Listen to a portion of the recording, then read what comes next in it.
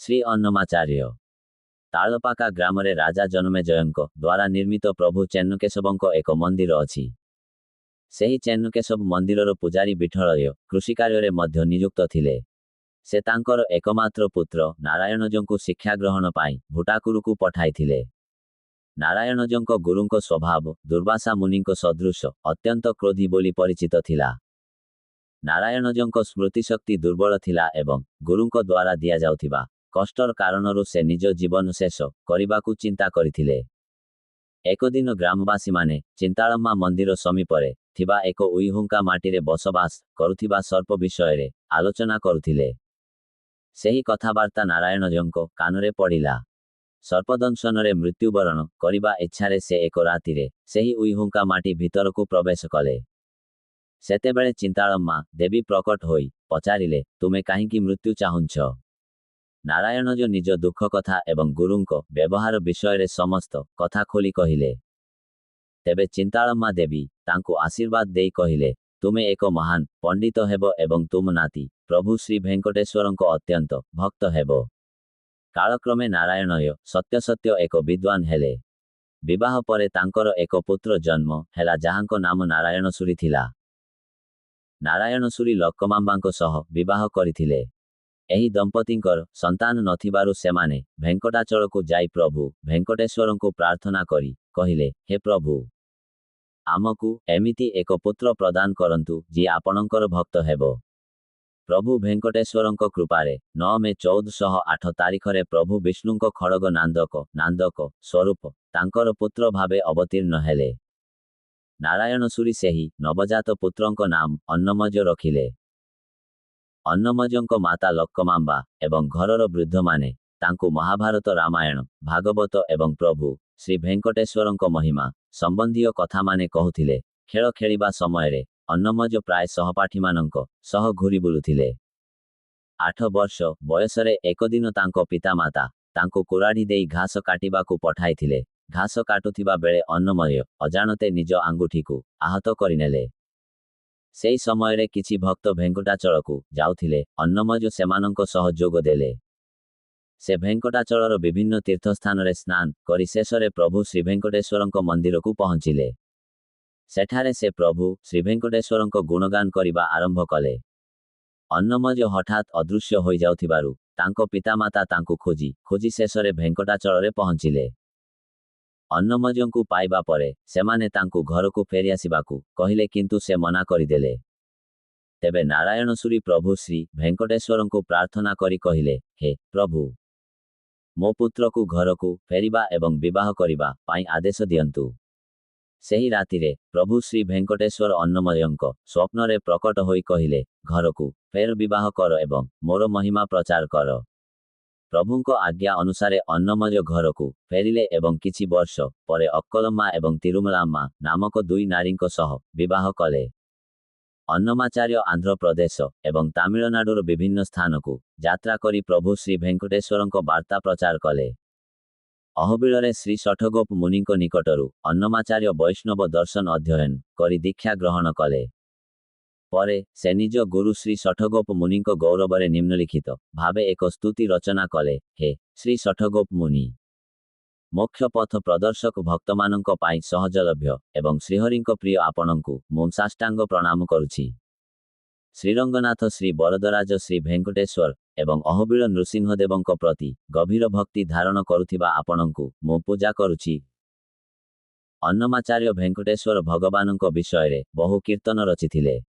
ତାହା ମଧ୍ୟରେ କିଛି କୀର୍ତ୍ତନାର ଭାବ ପଦ୍ମନୟନ ସ୍ମିତହାସ୍ୟରେ ଉଜ୍ଜ୍ୱଳ ଶରୀରଧାରୀ ପରମଧାମ ସ୍ୱରୂପ ପ୍ରଭୁ ରେଶମୀ ପୀତାମ୍ବରରେ ଦ୍ୟୁତିମାନ ନାନ୍ଦକ ଖଡ଼ଗ ଧାରଣ କରିଛନ୍ତି। ନାଭିପଦ୍ମରେ ପଦ୍ମ ବିରାଜିତ, କରପଦ୍ମରେ ଶଙ୍ଖ ଓ ଚକ୍ର ଶୋଭାୟମାନ, ବକ୍ଷସ୍ଥଳରେ କୌଷ୍ଟୁଭମଣି ଦ୍ୟୁତିମାନ, କଣ୍ଠଦେଶରେ ଦୀପ୍ତିମୟ ରତ୍ନମାଳା, ସୁବର୍ଣ୍ଣ ଶୃଙ୍ଖଳାରେ ଶୋଭିତ ଦେହ, ପ୍ରଶସ୍ତ ଭୁଜାଦ୍ୱୟ, ଶୁଭ୍ର ମୁକ୍ତାମାଳାର ହାର ଏବଂ ହୀରାରେ ଶୋଭିତ କିରୀଟ ଦ୍ୱାରା ଅଲଙ୍କୃତ ଏପରି ସମସ୍ତ ସୌନ୍ଦର୍ଯ୍ୟରେ ସମ୍ପୂର୍ଣ୍ଣ ଭାବେ ବିରାଜମାନ ପ୍ରଭୁ ହେଲେ ଶ୍ରୀ ଭେଙ୍କଟେଶ୍ୱର। ହେ ଭେଙ୍କଟେଶ୍ୱର, ଆପଣଙ୍କ ନାମ ମାତ୍ରେ ମୁଁ ସମସ୍ତ ଇଚ୍ଛା ପୂରଣ କରିବାକୁ ପର୍ଯ୍ୟାପ୍ତ। ଆପଣଙ୍କ ପବିତ୍ର ପାଦାମୃତ ଚରଣାମୃତ ମୋତେ ପବିତ୍ର କରିବା ପାଇଁ ପର୍ଯ୍ୟାପ୍ତ। ଆପଣଙ୍କ କୃପା ମୋ ସମସ୍ତ ପାପ ନାଶ କରିବାକୁ ପର୍ଯ୍ୟାପ୍ତ। ଆପଣଙ୍କ ସେବା ମୋତେ ମହାନ କରିବାକୁ ପର୍ଯ୍ୟାପ୍ତ। ଆପଣଙ୍କ ତିଳକର ଚିହ୍ନ ମୋ ଶରୀରରେ ଥିଲେ ମୋତେ ଉଦ୍ଧାର କରିବାକୁ ପର୍ଯ୍ୟାପ୍ତ। କେବଳ ଆପଣଙ୍କ ସ୍ମରଣ ମାତ୍ରେ ମୋ ହୃଦୟକୁ ଆନନ୍ଦରେ ପ୍ରଭାବିତ କରିବାକୁ ପର୍ଯ୍ୟାପ୍ତ। ଯେତେବେଳେ ଆପଣ ସମସ୍ତ ଭାବରେ ମୋତେ ରକ୍ଷା କରିପାରନ୍ତି ମୁଁ ଅନ୍ୟ କାହାକୁ କାହିଁକି ଆଶ୍ରୟ କରିବି? ହେ ପ୍ରଭୁ ଭେଙ୍କଟେଶ୍ୱର, ପ୍ରଭାତ ଆସି ପହଞ୍ଚିଛି। ଆମର ବିଚିତ୍ର ଇଚ୍ଛାଗୁଡ଼ିକୁ ଶୁଣିବା ପାଇଁ ଜାଗ୍ରତ ହୁଅନ୍ତୁ। ଦେବତା ଏବଂ ଋଷିମୁନିମାନେ ଆପଣଙ୍କ ସେବା ପାଇଁ ଉପସ୍ଥିତ ହୋଇଛନ୍ତି। ତାଙ୍କ ସେବା ଗ୍ରହଣ କରିବା ପାଇଁ ଆପଣଙ୍କ ପଦ୍ମନୟନ ଖୋଲନ୍ତୁ। ଗନ୍ଧର୍ବ, କିନ୍ନର ଏବଂ ଯକ୍ଷମାନେ ଆପଣଙ୍କ ଗୁଣଗାନ କରୁଛନ୍ତି। ତାଙ୍କ ସ୍ତୁତି ଶୁଣିବା ପାଇଁ ଜାଗ୍ରତ ହୁଅନ୍ତୁ। ଆଦିଶେଷ ତୁମ୍ବୁରୁ ନାରଦ ଏବଂ ପ୍ରଭୁ ବ୍ରହ୍ମାଦି ଦେବଗଣ ଆପଣଙ୍କ ପଦ୍ମଚରଣରେ ପ୍ରଣାମ ଅର୍ପଣ କରିବା ପାଇଁ ପ୍ରତୀକ୍ଷା କରୁଛନ୍ତି। ସେମାନଙ୍କ ପ୍ରଣାମ ଗ୍ରହଣ କରିବା ପାଇଁ ଜାଗ୍ରତ ହୁଅନ୍ତୁ। ଜଗନ୍ମାତା ଆଲମେଳୁମଙ୍ଗା ଶ୍ରୀ ମହାଲକ୍ଷ୍ମୀ ଆପଣଙ୍କ ଦୃଷ୍ଟିରେ ପଡ଼ିବା ପାଇଁ ପ୍ରତୀକ୍ଷା କରୁଛନ୍ତି। ହେ ପ୍ରଭୁ, ତାଙ୍କୁ ଦେଖିବା ପାଇଁ ଜାଗ୍ରତ ହୁଅନ୍ତୁ।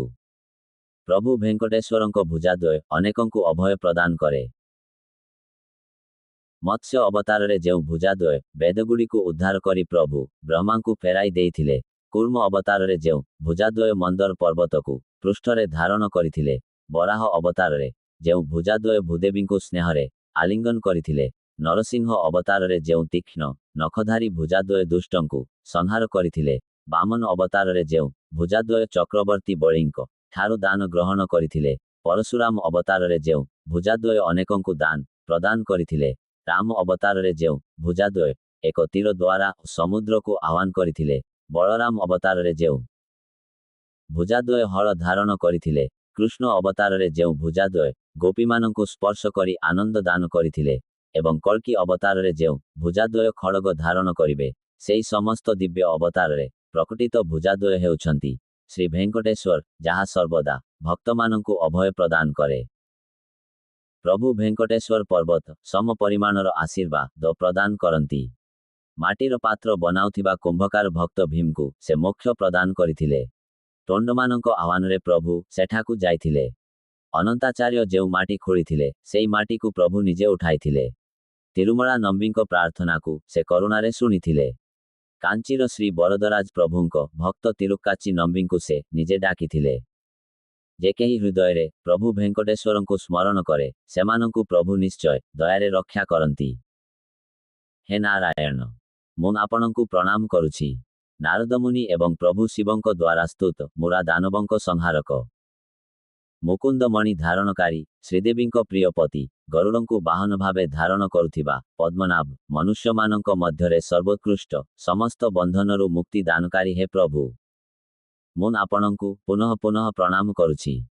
ସୂର୍ଯ୍ୟ ଓ ଚନ୍ଦ୍ରକୁ ନୟନ ଭାବେ ଧାରଣ କରୁଥିବା ପ୍ରଭୁ ବ୍ରହ୍ମାଙ୍କ ଦ୍ୱାରା ସ୍ତୁତ, କ୍ଷୀରସାଗରରେ ଶୟନ କରୁଥିବା ବଳି ଚକ୍ରବର୍ତ୍ତୀଙ୍କୁ ବନ୍ଧନ କରିଥିବା ଗୋପୀମାନଙ୍କ ପ୍ରିୟ, ସମସ୍ତ ଉପାସ୍ୟ ଦେବତାମାନଙ୍କ ମଧ୍ୟରେ ସର୍ବୋଚ୍ଚ, ଚାରି ବେଦରେ ଗୁଣଗାନିତ ହେ ଶ୍ରୀ ଭେଙ୍କଟେଶ୍ୱର, ମୋ ପ୍ରତି ଯିଏ ନିରନ୍ତର କୃପା ବର୍ଷା କରୁଛନ୍ତି, ସେହି ପ୍ରଭୁଙ୍କୁ ମୁଁ ସାଷ୍ଟାଙ୍ଗ ପ୍ରଣାମ କରୁଛି।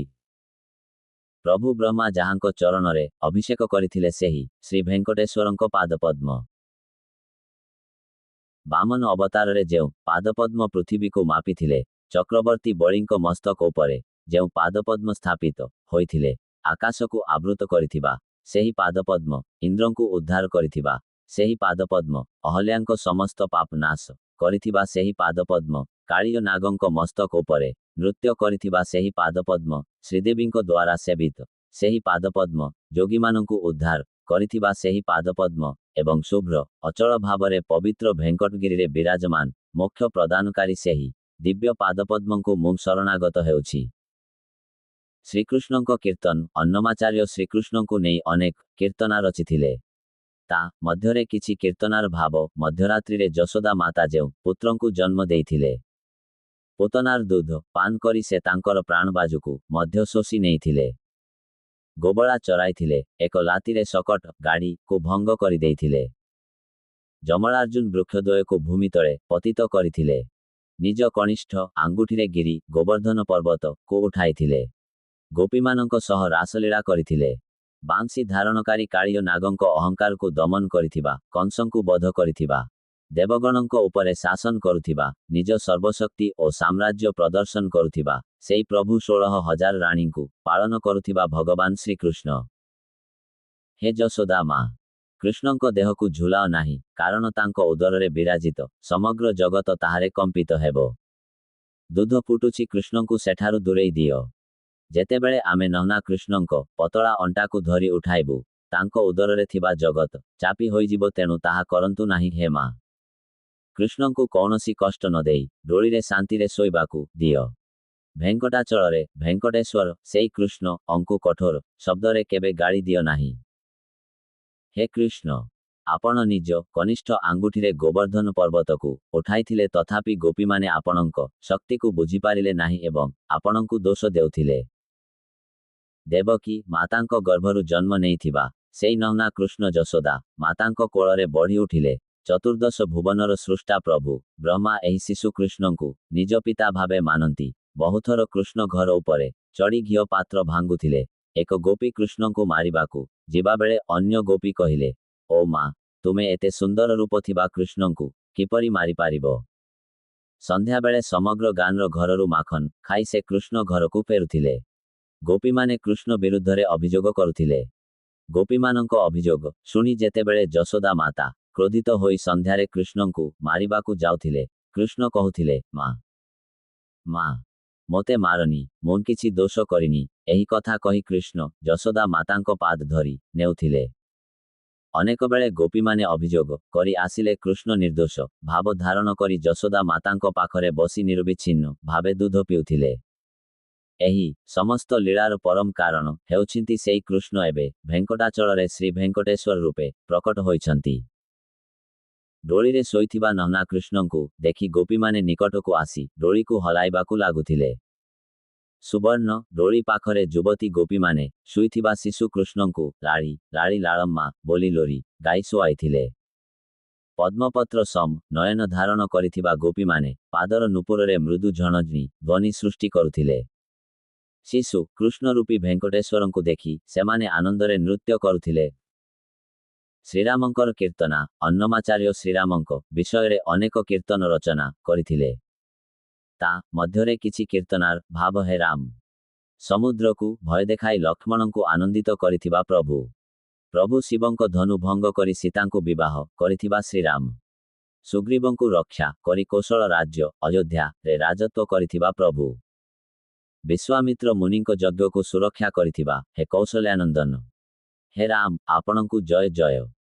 ଶତ୍ରୁ ରାବଣଙ୍କୁ ସଂହାର କରିଥିବା ସୂର୍ଯ୍ୟବଂଶରେ ଜନ୍ମଗ୍ରହଣ କରିଥିବା ଧନୁ ଧାରଣ କରି ଋଷିମୁନିମାନଙ୍କୁ ରକ୍ଷା କରିଥିବା ଅହଲ୍ୟାଙ୍କୁ ଉଦ୍ଧାର କରିଥିବା ପାର୍ବତୀ ଦେବୀଙ୍କ ଦ୍ୱାରା ସ୍ତୁତ ନିଜ ପରାକ୍ରମରେ ମାରିଚଙ୍କୁ ବଧ କରିଥିବା ଲବ ଓ କୁଶଙ୍କ ପ୍ରିୟ ପିତା ମହାଗୁଣ ସମ୍ପନ୍ନ ସେଇ ପ୍ରଭୁ ହେଲେ ଶ୍ରୀରାମ। ହେ ରାମ, ଯିଏ ସଦା ମୋ ହୃଦୟରେ ବିରାଜମାନ, କାମଦେବଠାରୁ ଅଧିକ ସୁନ୍ଦର, ଭକ୍ତମାନଙ୍କ ହୃଦୟରେ ଚିରକାଳ ବସବାସ କରୁଥିବା ସୁନ୍ଦର ଅଯୋଧ୍ୟାରେ ବିରାଜମାନ ସେଇ ପ୍ରଭୁ ଏବେ ଭେଙ୍କଟାଚଳରେ ଶ୍ରୀ ଭେଙ୍କଟେଶ୍ୱର ରୂପେ ଆମ ସମ୍ମୁଖରେ ପ୍ରକଟ ହୋଇଛନ୍ତି। ସେହି ଶ୍ରୀ ଭେଙ୍କଟେଶ୍ୱର ପ୍ରଭୁଙ୍କୁ ଆମେ ସାଷ୍ଟାଙ୍ଗ ପ୍ରଣାମ କରୁଛୁ ଏବଂ ତାଙ୍କର ସେବା କରୁଛୁ। ହରିନାମ ବିଷୟରେ ଅନ୍ନମାଚାର୍ଯ୍ୟ ହରିନାମ ଉପରେ ଅନେକ କୀର୍ତ୍ତନ ରଚନା କରିଛନ୍ତି। ସେମାନଙ୍କ ମଧ୍ୟରୁ କିଛି କୀର୍ତ୍ତନର ଭାବା, ହେ ଭେଙ୍କଟେଶ୍ୱର, ଆପଣଙ୍କ ନାମ ମାତ୍ରେ ଆମର ଆଶ୍ରୟ, ସେହି ନାମ ହେଉଛି ଆମର ସଞ୍ଚିତ ସମ୍ପଦ। ଆପଣଙ୍କ ନାମ ମାତ୍ରେ ଆତ୍ମା ଓ ପରମାତ୍ମାଙ୍କ ମଧ୍ୟରେ ଥିବା ଭେଦକୁ ସ୍ପଷ୍ଟ କରେ, ହେ ଭେଙ୍କଟେଶ୍ୱର। ଗୋବିନ୍ଦ, ଶ୍ରୀଧର, ପଦ୍ମନାଭ, ଦାମୋଦର, କୃଷ୍ଣ, ଆପଣଙ୍କ ସମସ୍ତ ପବିତ୍ର ନାମକୁ ମୁଁ ପ୍ରଣାମ କରୁଛି। ସମସ୍ତ ମନ୍ତ୍ର ଭେଙ୍କଟେଶ୍ୱର ମନ୍ତ୍ରରେ ନିହିତ। ନାରଦମୁନି ସଦା ନାରାୟଣ ମନ୍ତ୍ରର ଗୁଣଗାନ କରୁଛନ୍ତି। ହିରଣ୍ୟକଶିପୁଙ୍କ ପୁତ୍ର ପ୍ରହ୍ଲାଦ ନୃସିଂହ ମନ୍ତ୍ର ପ୍ରାପ୍ତ କରିଥିଲେ। ବିଭୀଷଣ ଶ୍ରୀରାମ ମନ୍ତ୍ର ପାଇଥିଲେ। ଧ୍ରୁବ ବାସୁଦେବ ମନ୍ତ୍ର ଲାଭ କରିଥିଲେ। ଅର୍ଜୁନ ଶ୍ରୀକୃଷ୍ଣ ମନ୍ତ୍ର ପ୍ରାପ୍ତ କରିଥିଲେ। ବ୍ୟାସଦେବଙ୍କ ପୁତ୍ର ଶୁକଦେବ ପ୍ରଭୁ ନାରାୟଣଙ୍କୁ ସାକ୍ଷାତ ଦେଖି ଓ ନମୋ ନାରାୟଣାୟ ମନ୍ତ୍ର ଜପ କରିଥିଲେ। ମୋ ଗୁରୁ ଶ୍ରୀ ଶଠଗୋପ ମୁନିଙ୍କ କୃପାରେ ମୁଁ ଚନ୍ଦ୍ର ସମ ଦୀପ୍ତିମାନ ଭେଙ୍କଟେଶ୍ୱର ମନ୍ତ୍ର ପ୍ରାପ୍ତ କରିଛି। ହେ ଭକ୍ତମାନେ, ଭୋକ କ୍ଳାନ୍ତି ବନ୍ଧନ କିମ୍ବା ବିପଦ ସମୟରେ ସୁନ୍ଦର ଓ ଦୀପ୍ତିମାନ ଶ୍ରୀହରିଙ୍କ ନାମ ହିଁ ଏକମାତ୍ର ପଥ। ଅନ୍ୟ କୌଣସି ପଥ ନାହିଁ। ଦୁଃଖର ସମୟରେ ଅନ୍ୟମାନଙ୍କ ଦ୍ୱାରା ଅପମାନିତ ହେବା ବେଳେ, ପାପ କରିବା ବେଳେ କିମ୍ବା ଭୟରେ ଆବୃତ ହେଲେ ଶ୍ରୀହରିନାମ ହିଁ ମାର୍ଗ। ଶ୍ରୀହରିନାମ ଛାଡ଼ି ଅନ୍ୟ କୌଣସି ପଥ ଖୋଜିଲେ କେଉଁଠି ମଧ୍ୟ ଲକ୍ଷ୍ୟ ମିଳିବ ନାହିଁ। ଶୃଙ୍ଖଳାରେ ବନ୍ଧିତ ହେଲେ ମୃତ୍ୟୁର ଭୟ ଥିଲେ କିମ୍ବା ଋଣଦାରଙ୍କ ଦ୍ୱାରା ପୀଡ଼ିତ ହେଲେ ଭେଙ୍କଟେଶ୍ୱରଙ୍କ ନାମ ମାତ୍ରେ ସମସ୍ତ କଷ୍ଟରୁ ମୁକ୍ତି ଦାନ କରେ।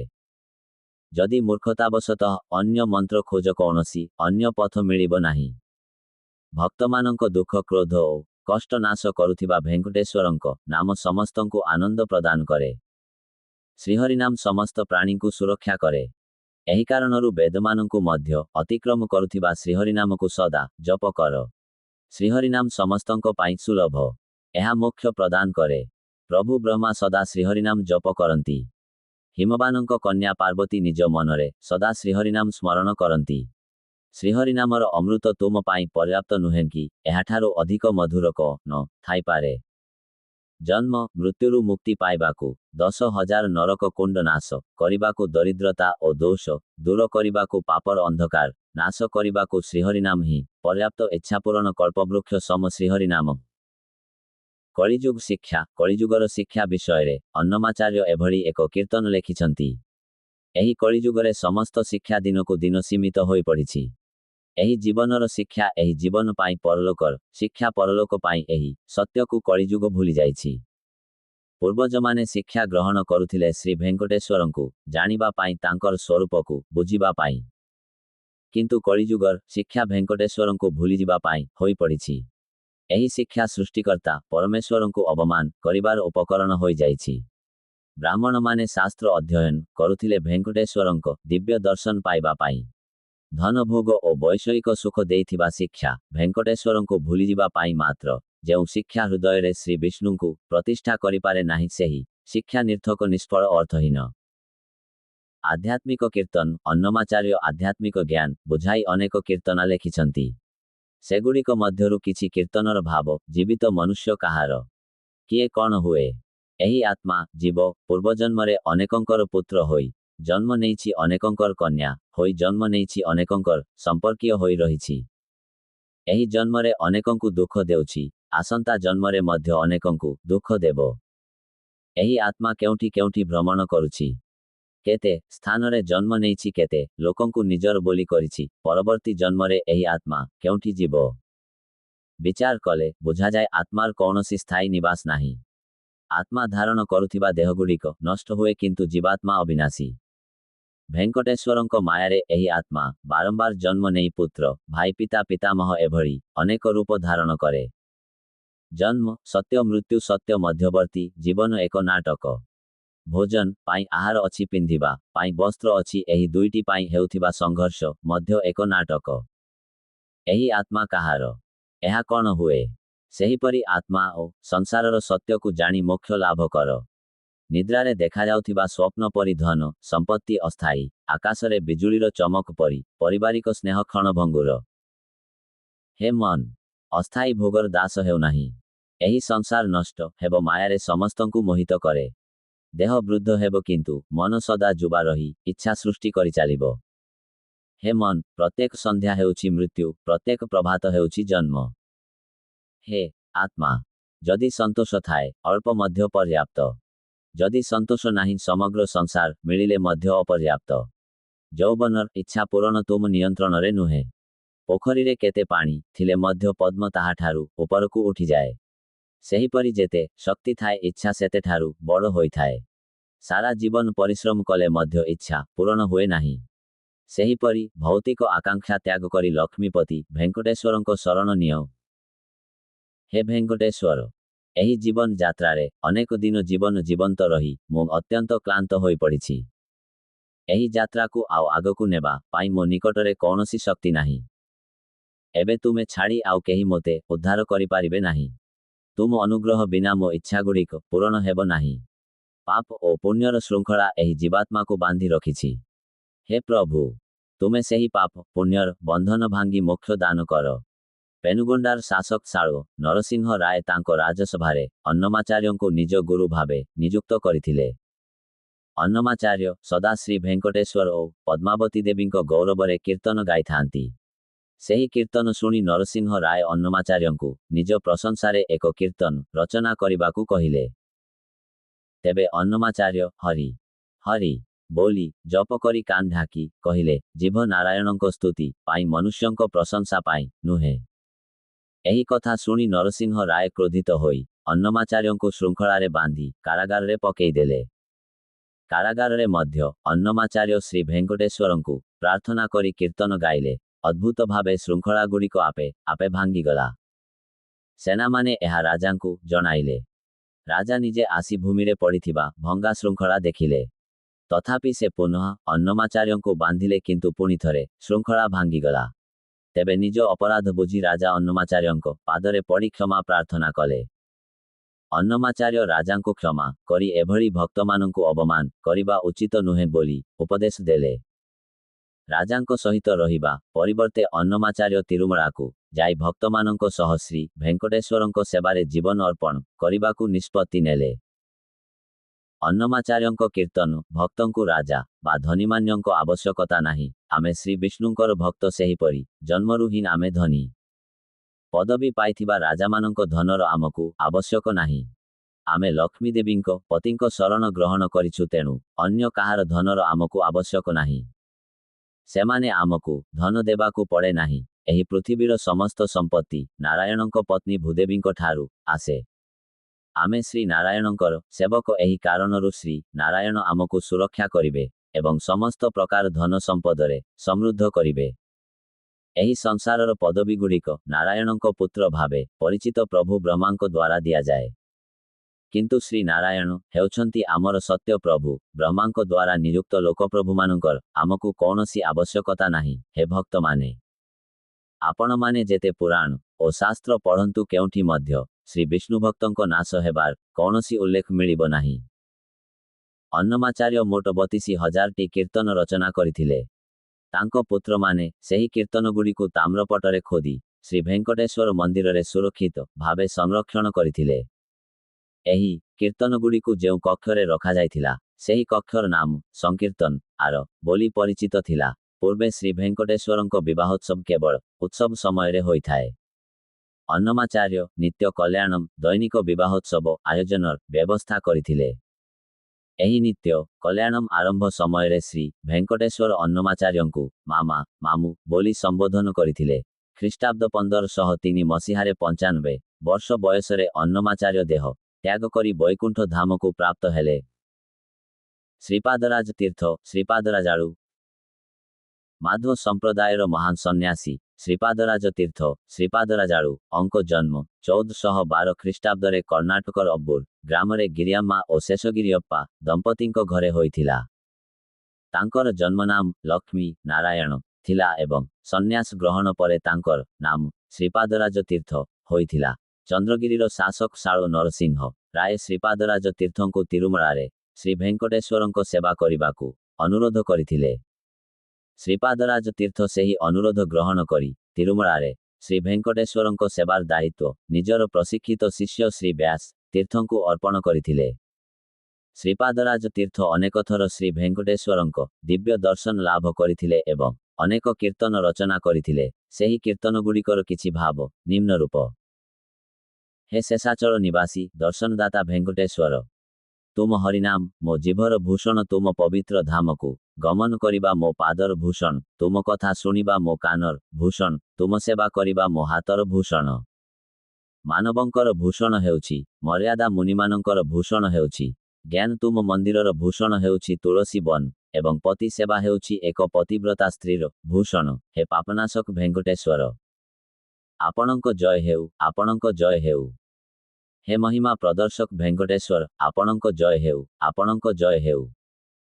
ହେ ଲକ୍ଷ୍ମୀ ଦେବୀ ସହ ବିରାଜମାନ ଭେଙ୍କଟେଶ୍ୱର, ଆପଣଙ୍କ ଜୟ ହେଉ, ଆପଣଙ୍କ ଜୟ ହେଉ। ହେ ବ୍ରହ୍ମାଙ୍କର ପିତା ଭେଙ୍କଟେଶ୍ୱର, ଆପଣଙ୍କ ଜୟ ହେଉ, ଆପଣଙ୍କ ଜୟ ହେଉ। ହେ ଗଜେନ୍ଦ୍ର ରକ୍ଷକ ଭେଙ୍କଟେଶ୍ୱର, ଆପଣଙ୍କ ଜୟ ହେଉ, ଆପଣଙ୍କ ଜୟ ହେଉ। ହେ ସର୍ବମୋହନୀୟ ସୁନ୍ଦର ରୂପଧାରୀ ଭେଙ୍କଟେଶ୍ୱର, ଆପଣଙ୍କ ଜୟ ହେଉ, ଆପଣଙ୍କ ଜୟ ହେଉ। ହେ ଶ୍ରୀନିବାସ, ତୁମେ ଜ୍ଞାନୀ ଭକ୍ତମାନଙ୍କୁ ଦର୍ଶନ ଦିଅ, ଅଜ୍ଞାନୀ ଅଭକ୍ତ ମାନଙ୍କୁ ଦର୍ଶନ ଦିଅ ନାହିଁ। ତୁମେ ଭକ୍ତମାନଙ୍କ ହୃଦୟରେ ଜ୍ୟୋତିର୍ମୟ ହୋଇ ବିରାଜ କର, ସେମାନଙ୍କୁ ଉଦ୍ଧାର କର, ମର୍ତ୍ତ୍ୟ ଜୀବମାନଙ୍କ ନିମିତ୍ତେ ଅସଂଖ୍ୟ ଅବତାର ଧାରଣ କର ଏବଂ ସେମାନେ ତୁମକୁ ସ୍ମରଣ କରନ୍ତି। ତୁମେ ସେମାନଙ୍କର ପାପ ନାଶ କରି ଜନ୍ମ ମୃତ୍ୟୁର ଚକ୍ରରୁ ମୁକ୍ତ କର। ଶ୍ରୀ ବ୍ୟାସ ତୀର୍ଥ। ଶ୍ରୀ ବ୍ୟାସ ତୀର୍ଥ 1447 ଖ୍ରୀଷ୍ଟାବ୍ଦରେ କର୍ଣ୍ଣାଟକର ବାନ୍ନୁର ଗ୍ରାମରେ ଜନ୍ମଗ୍ରହଣ କରିଥିଲେ। ତାଙ୍କ ପିତା ମାତା ଥିଲେ ଗରିମାମୟ ବ୍ରାହ୍ମଣ ଦମ୍ପତି ମଲ୍ଲନ ଓ ଅକ୍କାମ୍ମା। ପରେ ସେ ମାଧବ ସମ୍ପ୍ରଦାୟର ବ୍ରହ୍ମଣ୍ୟ ତୀର୍ଥଙ୍କ ଠାରୁ ସନ୍ନ୍ୟାସ ଗ୍ରହଣ କରି ଶ୍ରୀ ବ୍ୟାସ ତୀର୍ଥ ନାମରେ ପରିଚିତ ହେଲେ। ଚନ୍ଦ୍ରଗିରିର ରାଜା ଶାଳ ନରସିଂହ ମାଧବ ସମ୍ପ୍ରଦାୟର ମହାନ ସନ୍ନ୍ୟାସୀ ଶ୍ରୀପାଦରାଜ ତୀର୍ଥଙ୍କୁ ତିରୁମଳାରେ ଭଗବାନ ଶ୍ରୀ ଭେଙ୍କଟେଶ୍ୱରଙ୍କ ସେବାର ଦାୟିତ୍ୱ ଗ୍ରହଣ କରିବାକୁ ଅନୁରୋଧ କଲେ। ଏହି ଅନୁରୋଧ ଗ୍ରହଣ କରି ଶ୍ରୀପାଦରାଜ ତୀର୍ଥ ତାଙ୍କ ଶିକ୍ଷିତ ଏବଂ ପ୍ରିୟ ଶିଷ୍ୟ ଶ୍ରୀ ବ୍ୟାସ ତୀର୍ଥଙ୍କୁ ଏହି ଦିବ୍ୟ ସେବାର ଦାୟିତ୍ୱ ଦେଇ ତିରୁମଳାକୁ ପଠାଇଲେ। ଗୁରୁଙ୍କ ଆଜ୍ଞାକୁ ସମ୍ପୂର୍ଣ୍ଣ ଶରଣାଗତି ସହିତ ପାଳନ କରି ଶ୍ରୀ ବ୍ୟାସ ତୀର୍ଥ 12 ବର୍ଷ ପର୍ଯ୍ୟନ୍ତ ନିରନ୍ତର ଭାବରେ ଭଗବାନ ଶ୍ରୀ ଭେଙ୍କଟେଶ୍ୱରଙ୍କ ସେବା କଲେ।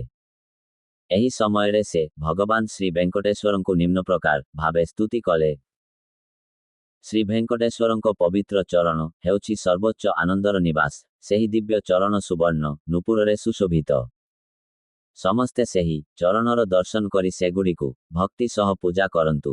ଶଙ୍ଖ ଓ ଚକ୍ର ଦୁଇ ହସ୍ତରେ ଧାରଣ କରି ତୃତୀୟ ହସ୍ତରେ ଶରଣାଗତି ପ୍ରଦାନ କରୁଥିବା ଏବଂ ଚତୁର୍ଥ ହସ୍ତରେ ଅଭୟଦାନ ଦେଉଥିବା ଭଗବାନ ଭେଙ୍କଟେଶ୍ୱର ସମଗ୍ର ସୃଷ୍ଟିକୁ କରୁଣା ସହ ସୁରକ୍ଷା କରନ୍ତି।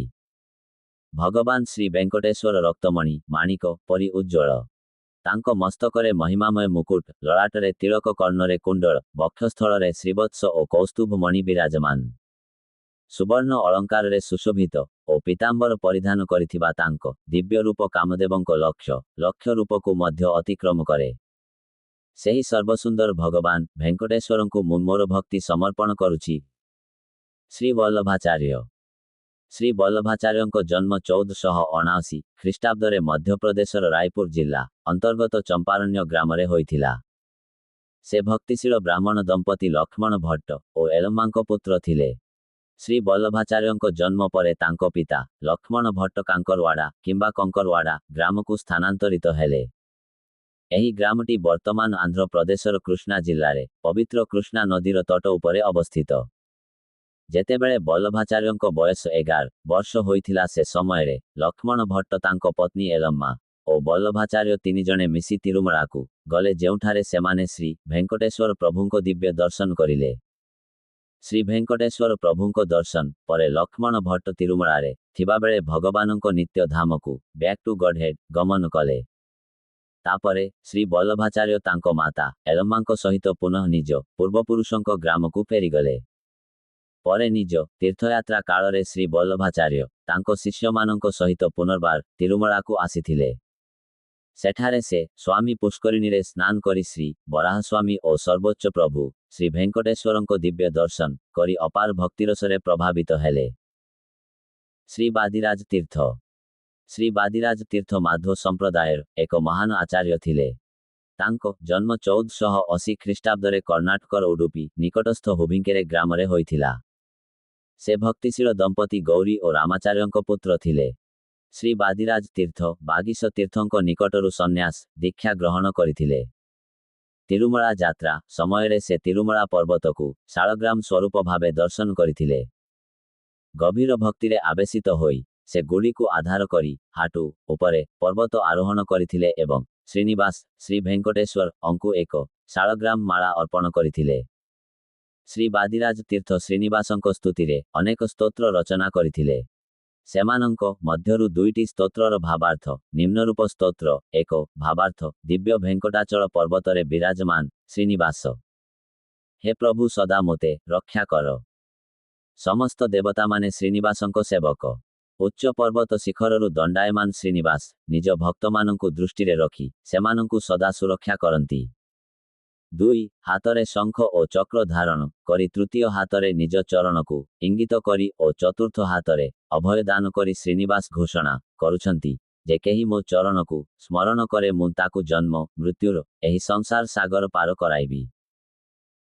ସ୍ତୋତ୍ର 2 ଭାବାର୍ଥ ଶେଷନାଗ ଉପରେ ଶୟନ କରୁଥିବା ନାରାୟଣ ଭକ୍ତମାନଙ୍କ ରକ୍ଷା ପାଇଁ ଆଜି ଶେଷାଚଳରେ ଦଣ୍ଡାୟମାନ।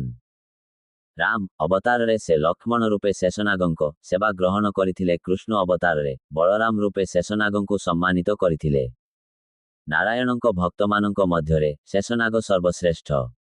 ବ୍ରହ୍ମା ଓ ଶିବ ମଧ୍ୟ ଅନ୍ୟ ଦେବତାମାନଙ୍କ ପରି ଶ୍ରୀନିବାସଙ୍କ ସେବକ ମାତ୍ର। ଭେଙ୍କଟଗିରିନାଥ ଶ୍ରୀନିବାସ ସମସ୍ତ କାରଣଙ୍କର ମୂଳ କାରଣ। ସମସ୍ତ ପ୍ରାଣୀଙ୍କ ଦୁଃଖ ହରଣ କରୁଥିବା ଶ୍ରୀନିବାସଙ୍କ ସମକକ୍ଷ କେହି ନାହିଁ। ହେ ଶ୍ରୀନିବାସ, ଯେପରି ତୁମେ ରାଜସଭାରେ ଦ୍ରୌପଦୀଙ୍କୁ ରକ୍ଷା କରିଥିଲ, ସେହିପରି ମୋ ପ୍ରାର୍ଥନା ଶୁଣି ମୋତେ ମଧ୍ୟ ରକ୍ଷା କର। ଶ୍ରୀ ପୁରନ୍ଦର ଦାସ। ଶ୍ରୀ ପୁରନ୍ଦର ଦାସଙ୍କ ଜନ୍ମ 1484 ଖ୍ରୀଷ୍ଟାବ୍ଦରେ କର୍ଣ୍ଣାଟକରେ ହୋଇଥିଲା। ସେ ବରଦପ୍ପା ଓ ରୁକ୍ମିଣୀ ଦେବୀଙ୍କ ପୁତ୍ର ଥିଲେ। ସନ୍ତାନ ନଥିବାରୁ ବରଦପ୍ପା ଓ ରୁକ୍ମିଣୀ ଦେବୀ ତିରୁମଳା ଯାଇ ସର୍ବୋଚ୍ଚ ପ୍ରଭୁ ଶ୍ରୀ ଭେଙ୍କଟେଶ୍ୱରଙ୍କ ଦର୍ଶନ କରି ସନ୍ତାନ ପାଇଁ ଗଭୀର ଭାବେ ପ୍ରାର୍ଥନା କରିଥିଲେ। ଶ୍ରୀ ଭେଙ୍କଟେଶ୍ୱରଙ୍କ କୃପାରେ ସେମାନେ ଏକ ପୁତ୍ରର ଆଶୀର୍ବାଦ ପାଇଲେ। ଦିବ୍ୟ କୃପାରେ ଜନ୍ମ ହୋଇଥିବାରୁ ଶିଶୁଟିର ନାମ ଶ୍ରୀନିବାସ ରଖାଗଲା। ଶ୍ରୀ ପୁରନ୍ଦର ଦାସ ପ୍ରାୟ 4,75,000ଟି କୀର୍ତ୍ତନ ଓ ଭଜନ ରଚନା କରିଥିଲେ, ଯାହା ମଧ୍ୟରୁ ଆଜି କେବଳ ପ୍ରାୟ 1000ଟି ଉପଲବ୍ଧ। ସେଗୁଡ଼ିକ ମଧ୍ୟରୁ କେତେକ ଶ୍ରୀ ଭେଙ୍କଟେଶ୍ୱରଙ୍କ ପ୍ରଶଂସାରେ ରଚିତ। ସେମାନଙ୍କ ମଧ୍ୟରୁ 2ଟି କୀର୍ତ୍ତନର ଭାବାର୍ଥ ନିମ୍ନରୂପ। ହେ ପ୍ରଭୁ, ଭକ୍ତମାନଙ୍କ ଦୁଃଖ ଦୂର କରିବା ପାଇଁ ଗରୁଡ଼ ଉପରେ ତ୍ୱରାନ୍ୱିତ ଭାବେ ଆସୁଥିବା ଶ୍ରୀହରି। ଭକ୍ତବତ୍ସଳ, ହେ ମୋ ପ୍ରଭୁ, ମୋର ସଂସାରିକ ଜୀବନର ସମସ୍ତ ଭୟ ଓ କଷ୍ଟ ଦୂର କର। ମୁଁ ସମ୍ପୂର୍ଣ୍ଣ ଭାବେ ତୁମର କୃପା ଓ କରୁଣା ଉପରେ ନିର୍ଭର କରୁଛି। ହେ ପ୍ରଭୁ, ଏହି ବିଶ୍ୱର ସୃଷ୍ଟି ସ୍ଥିତି ଓ ପ୍ରଳୟର ଦାୟିତ୍ୱ ଯିଏ ନେଇଛନ୍ତି ସେହି ତୁମେ ହିଁ ସମସ୍ତ କାର୍ଯ୍ୟର ମୂଳ କାରଣ। ତୁମର ଅନନ୍ତ ଓ ପବିତ୍ର ଗୁଣଗାନ କରିବା ସତ୍ୟ ସାର ଆନନ୍ଦମୟ। ଯେ ଭକ୍ତମାନେ ତୁମର ସହସ୍ର ନାମ ଜପର ଅମୃତରେ ଲୀନ, ସେମାନେ ସମସ୍ତ ଅନ୍ୟ ଆକର୍ଷଣକୁ ଭୁଲିଯାନ୍ତି ଓ ନିରର୍ଥକ ବିଷୟରେ ମନକୁ ଭ୍ରମଣ କରିବାକୁ ଦିଅନ୍ତି ନାହିଁ। ହେ ପ୍ରଭୁ, ଗରୁଡ଼ ବୈନ୍ତେୟ ଅଙ୍କୁ ନିଜ ବାହନ କରିଥିବା ଅସୁରନାଶକ ପଦ୍ମନୟନ ପ୍ରଭୁ, ପାଣ୍ଡବମାନଙ୍କ ପାଇଁ ଦୁର୍ଯ୍ୟୋଧନଙ୍କ ସଭାକୁ ଦୂତ ରୂପେ ଯାଇ କରୁଣାଭରା ପ୍ରାର୍ଥନା କରିଥିବା ଦୟାମୟ ପ୍ରଭୁ, ଦୟାକରି ମୋ ପ୍ରତି କୃପାଦୃଷ୍ଟିପାତ କର ଓ ମୋତେ ଉଦ୍ଧାର କର। ହେ ଶେଷାଦ୍ରି ଶେଖର ବିଭୁ, ତୁମେ ଭକ୍ତମାନଙ୍କ ରକ୍ଷାରେ କେବେ ବିଫଳ ହୁଅ ନାହଁ। ହେ ଜଗଦୀଶ, ମୋତେ ସଠିକ ପଥ ଦେଖାଅ ଓ ଏହି ଭୟଙ୍କର ପରିସ୍ଥିତିରୁ ମୋତେ ଉଦ୍ଧାର କର। ମୋତେ ଏହି ସଂସାର ସାଗର ପାର କରାଇ ଦିଅ। ଭେଙ୍କଟାଚଳରେ ବିରାଜମାନ ଶ୍ରୀନିବାସ ନାରଦମୁନି ଓ ତୁମ୍ବୁରୁଙ୍କ ଦିବ୍ୟ ସଙ୍ଗୀତ ଏବଂ ପୁତ୍ର ସ୍ୱରୂପ ବ୍ରହ୍ମାଙ୍କ ସ୍ତୁତିରେ ଆନନ୍ଦ ଉପଭୋଗ କରୁଛନ୍ତି। ପଦ୍ମନୟନ ଶଙ୍ଖ ଓ ଚକ୍ରଧାରୀ ସେହି ପରମାନନ୍ଦମୟ ସ୍ୱରୂପରେ ପ୍ରଭୁ ଆମକୁ ଦିବ୍ୟ ଦର୍ଶନ ଦେଉଛନ୍ତି। ଶ୍ରୀ ହାଥୀରାମ ବାବାଜୀ। ହାଥୀରାମ ବାବାଜୀ ଉତ୍ତର ଭାରତରୁ ତିରୁମଳାକୁ ଆସିଥିବା ଏକ ମହାନ ଭକ୍ତ ଥିଲେ। କ୍ରିଡଳ ନାମକ ଗ୍ରାମରେ, ଏହା ଦିଲ୍ଲୀ ସହରରୁ ପ୍ରାୟ 36 କିଲୋମିଟର ଦୂରରେ ଅବସ୍ଥିତ, ଜନ୍ମ ନେଇଥିଲେ। ରାମାନନ୍ଦ ମଠରେ ଥିବା ନିଜ ଗୁରୁଙ୍କ ଅନୁମତି ସହିତ ତୀର୍ଥଯାତ୍ରା କରିବା ସମୟରେ ପ୍ରାୟ 1500 ଶତାବ୍ଦୀରେ ସେ ତିରୁମଳାକୁ ପହଞ୍ଚିଥିଲେ। ହାଥୀରାମ ବାବାଜୀ ଶ୍ରୀ ଭେଙ୍କଟେଶ୍ୱର ସ୍ୱାମୀଙ୍କ ସହିତ କଥା ହୋଇଥିଲେ ଏବଂ ପାଚିକା ଖେଳୁଥିଲେ। ପାଚିକା ଖେଳରେ ଶ୍ରୀ ଭେଙ୍କଟେଶ୍ୱର ସ୍ୱାମୀ ମଧ୍ୟ ନିଜେ ଆସି ହାଥୀରାମ ବାବାଜୀଙ୍କ ସହ ଖେଳୁଥିଲେ। ହାଥୀରାମ ବାବାଜୀଙ୍କୁ ଶ୍ରୀ ଭେଙ୍କଟେଶ୍ୱର ସ୍ୱାମୀଙ୍କ ମହାନ ଭକ୍ତ ବୋଲି ସମସ୍ତେ ସମ୍ମାନ କରୁଥିଲେ। ହାଥୀରାମ ବାବାଜୀ ସହିତ ହେଉଥିବା ସମ୍ଭାଷଣରେ ଶ୍ରୀ ଭେଙ୍କଟେଶ୍ୱର ସ୍ୱାମୀଙ୍କ କଥା ଅନ୍ୟ କାହାକୁ ଶୁଣିବାକୁ ମିଳୁନଥିଲା। କିନ୍ତୁ କିଛି ଲୋକ କହୁଥିଲେ, ହାଥୀରାମ ବାବାଜୀ ସମସ୍ତଙ୍କର ସମ୍ମାନ ପାଇବା ପାଇଁ ଶ୍ରୀ ଭେଙ୍କଟେଶ୍ୱର ସ୍ୱାମୀଙ୍କ ସହ କଥା ହେଉଛନ୍ତି ବୋଲି ନଟୁଛନ୍ତି। ପାଚିକା ଖେଳକୁ ମଧ୍ୟ ସେ ନିଜେ ଖେଳି ଶ୍ରୀ ଭେଙ୍କଟେଶ୍ୱର ସ୍ୱାମୀ ସହ ଖେଳୁଛନ୍ତି ବୋଲି କହୁଛନ୍ତି ବୋଲି ଚିତ୍ତୁରକୁ ଶାସନ କରୁଥିବା ଗିରିଧର ରାଜାଙ୍କୁ ଅଭିଯୋଗ କରିଥିଲେ।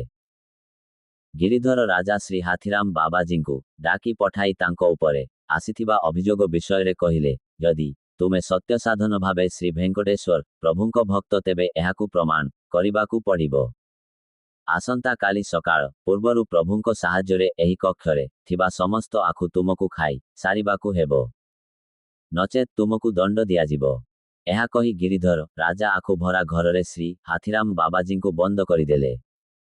ରାତିରେ ଶ୍ରୀ ହାଥୀରାମ ବାବାଜୀ ଆଖିରୁ ଲୁହ ଝରାଇ ପ୍ରାର୍ଥନା କଲେ, ହେ ପ୍ରଭୁ, ଏତେ ଆଖୁ ମୁଁ କେବେ ବି ଖାଇପାରିବି ନାହିଁ। ଯଦି ମୁଁ ଖାଇପାରିବି ନାହିଁ, ରାଜା ମୋତେ ଦଣ୍ଡ ଦେବେ ଏବଂ ଏହା ଦ୍ୱାରା ସେ ପାପର ଭାଗୀ ହେବେ।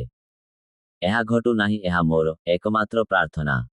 ଲୋକମାନେ ମୋତେ ମିଥ୍ୟା ଅଭିଯୋଗ କରିଛନ୍ତି। ଏହି ସତ୍ୟକୁ ପ୍ରମାଣ କରିବାର ସାମର୍ଥ୍ୟ କେବଳ ଆପଣଙ୍କ ପାଖରେ ଅଛି। ଏଭଳି ପ୍ରାର୍ଥନା କରି ସେ ଶୋଇପଡ଼ିଲେ।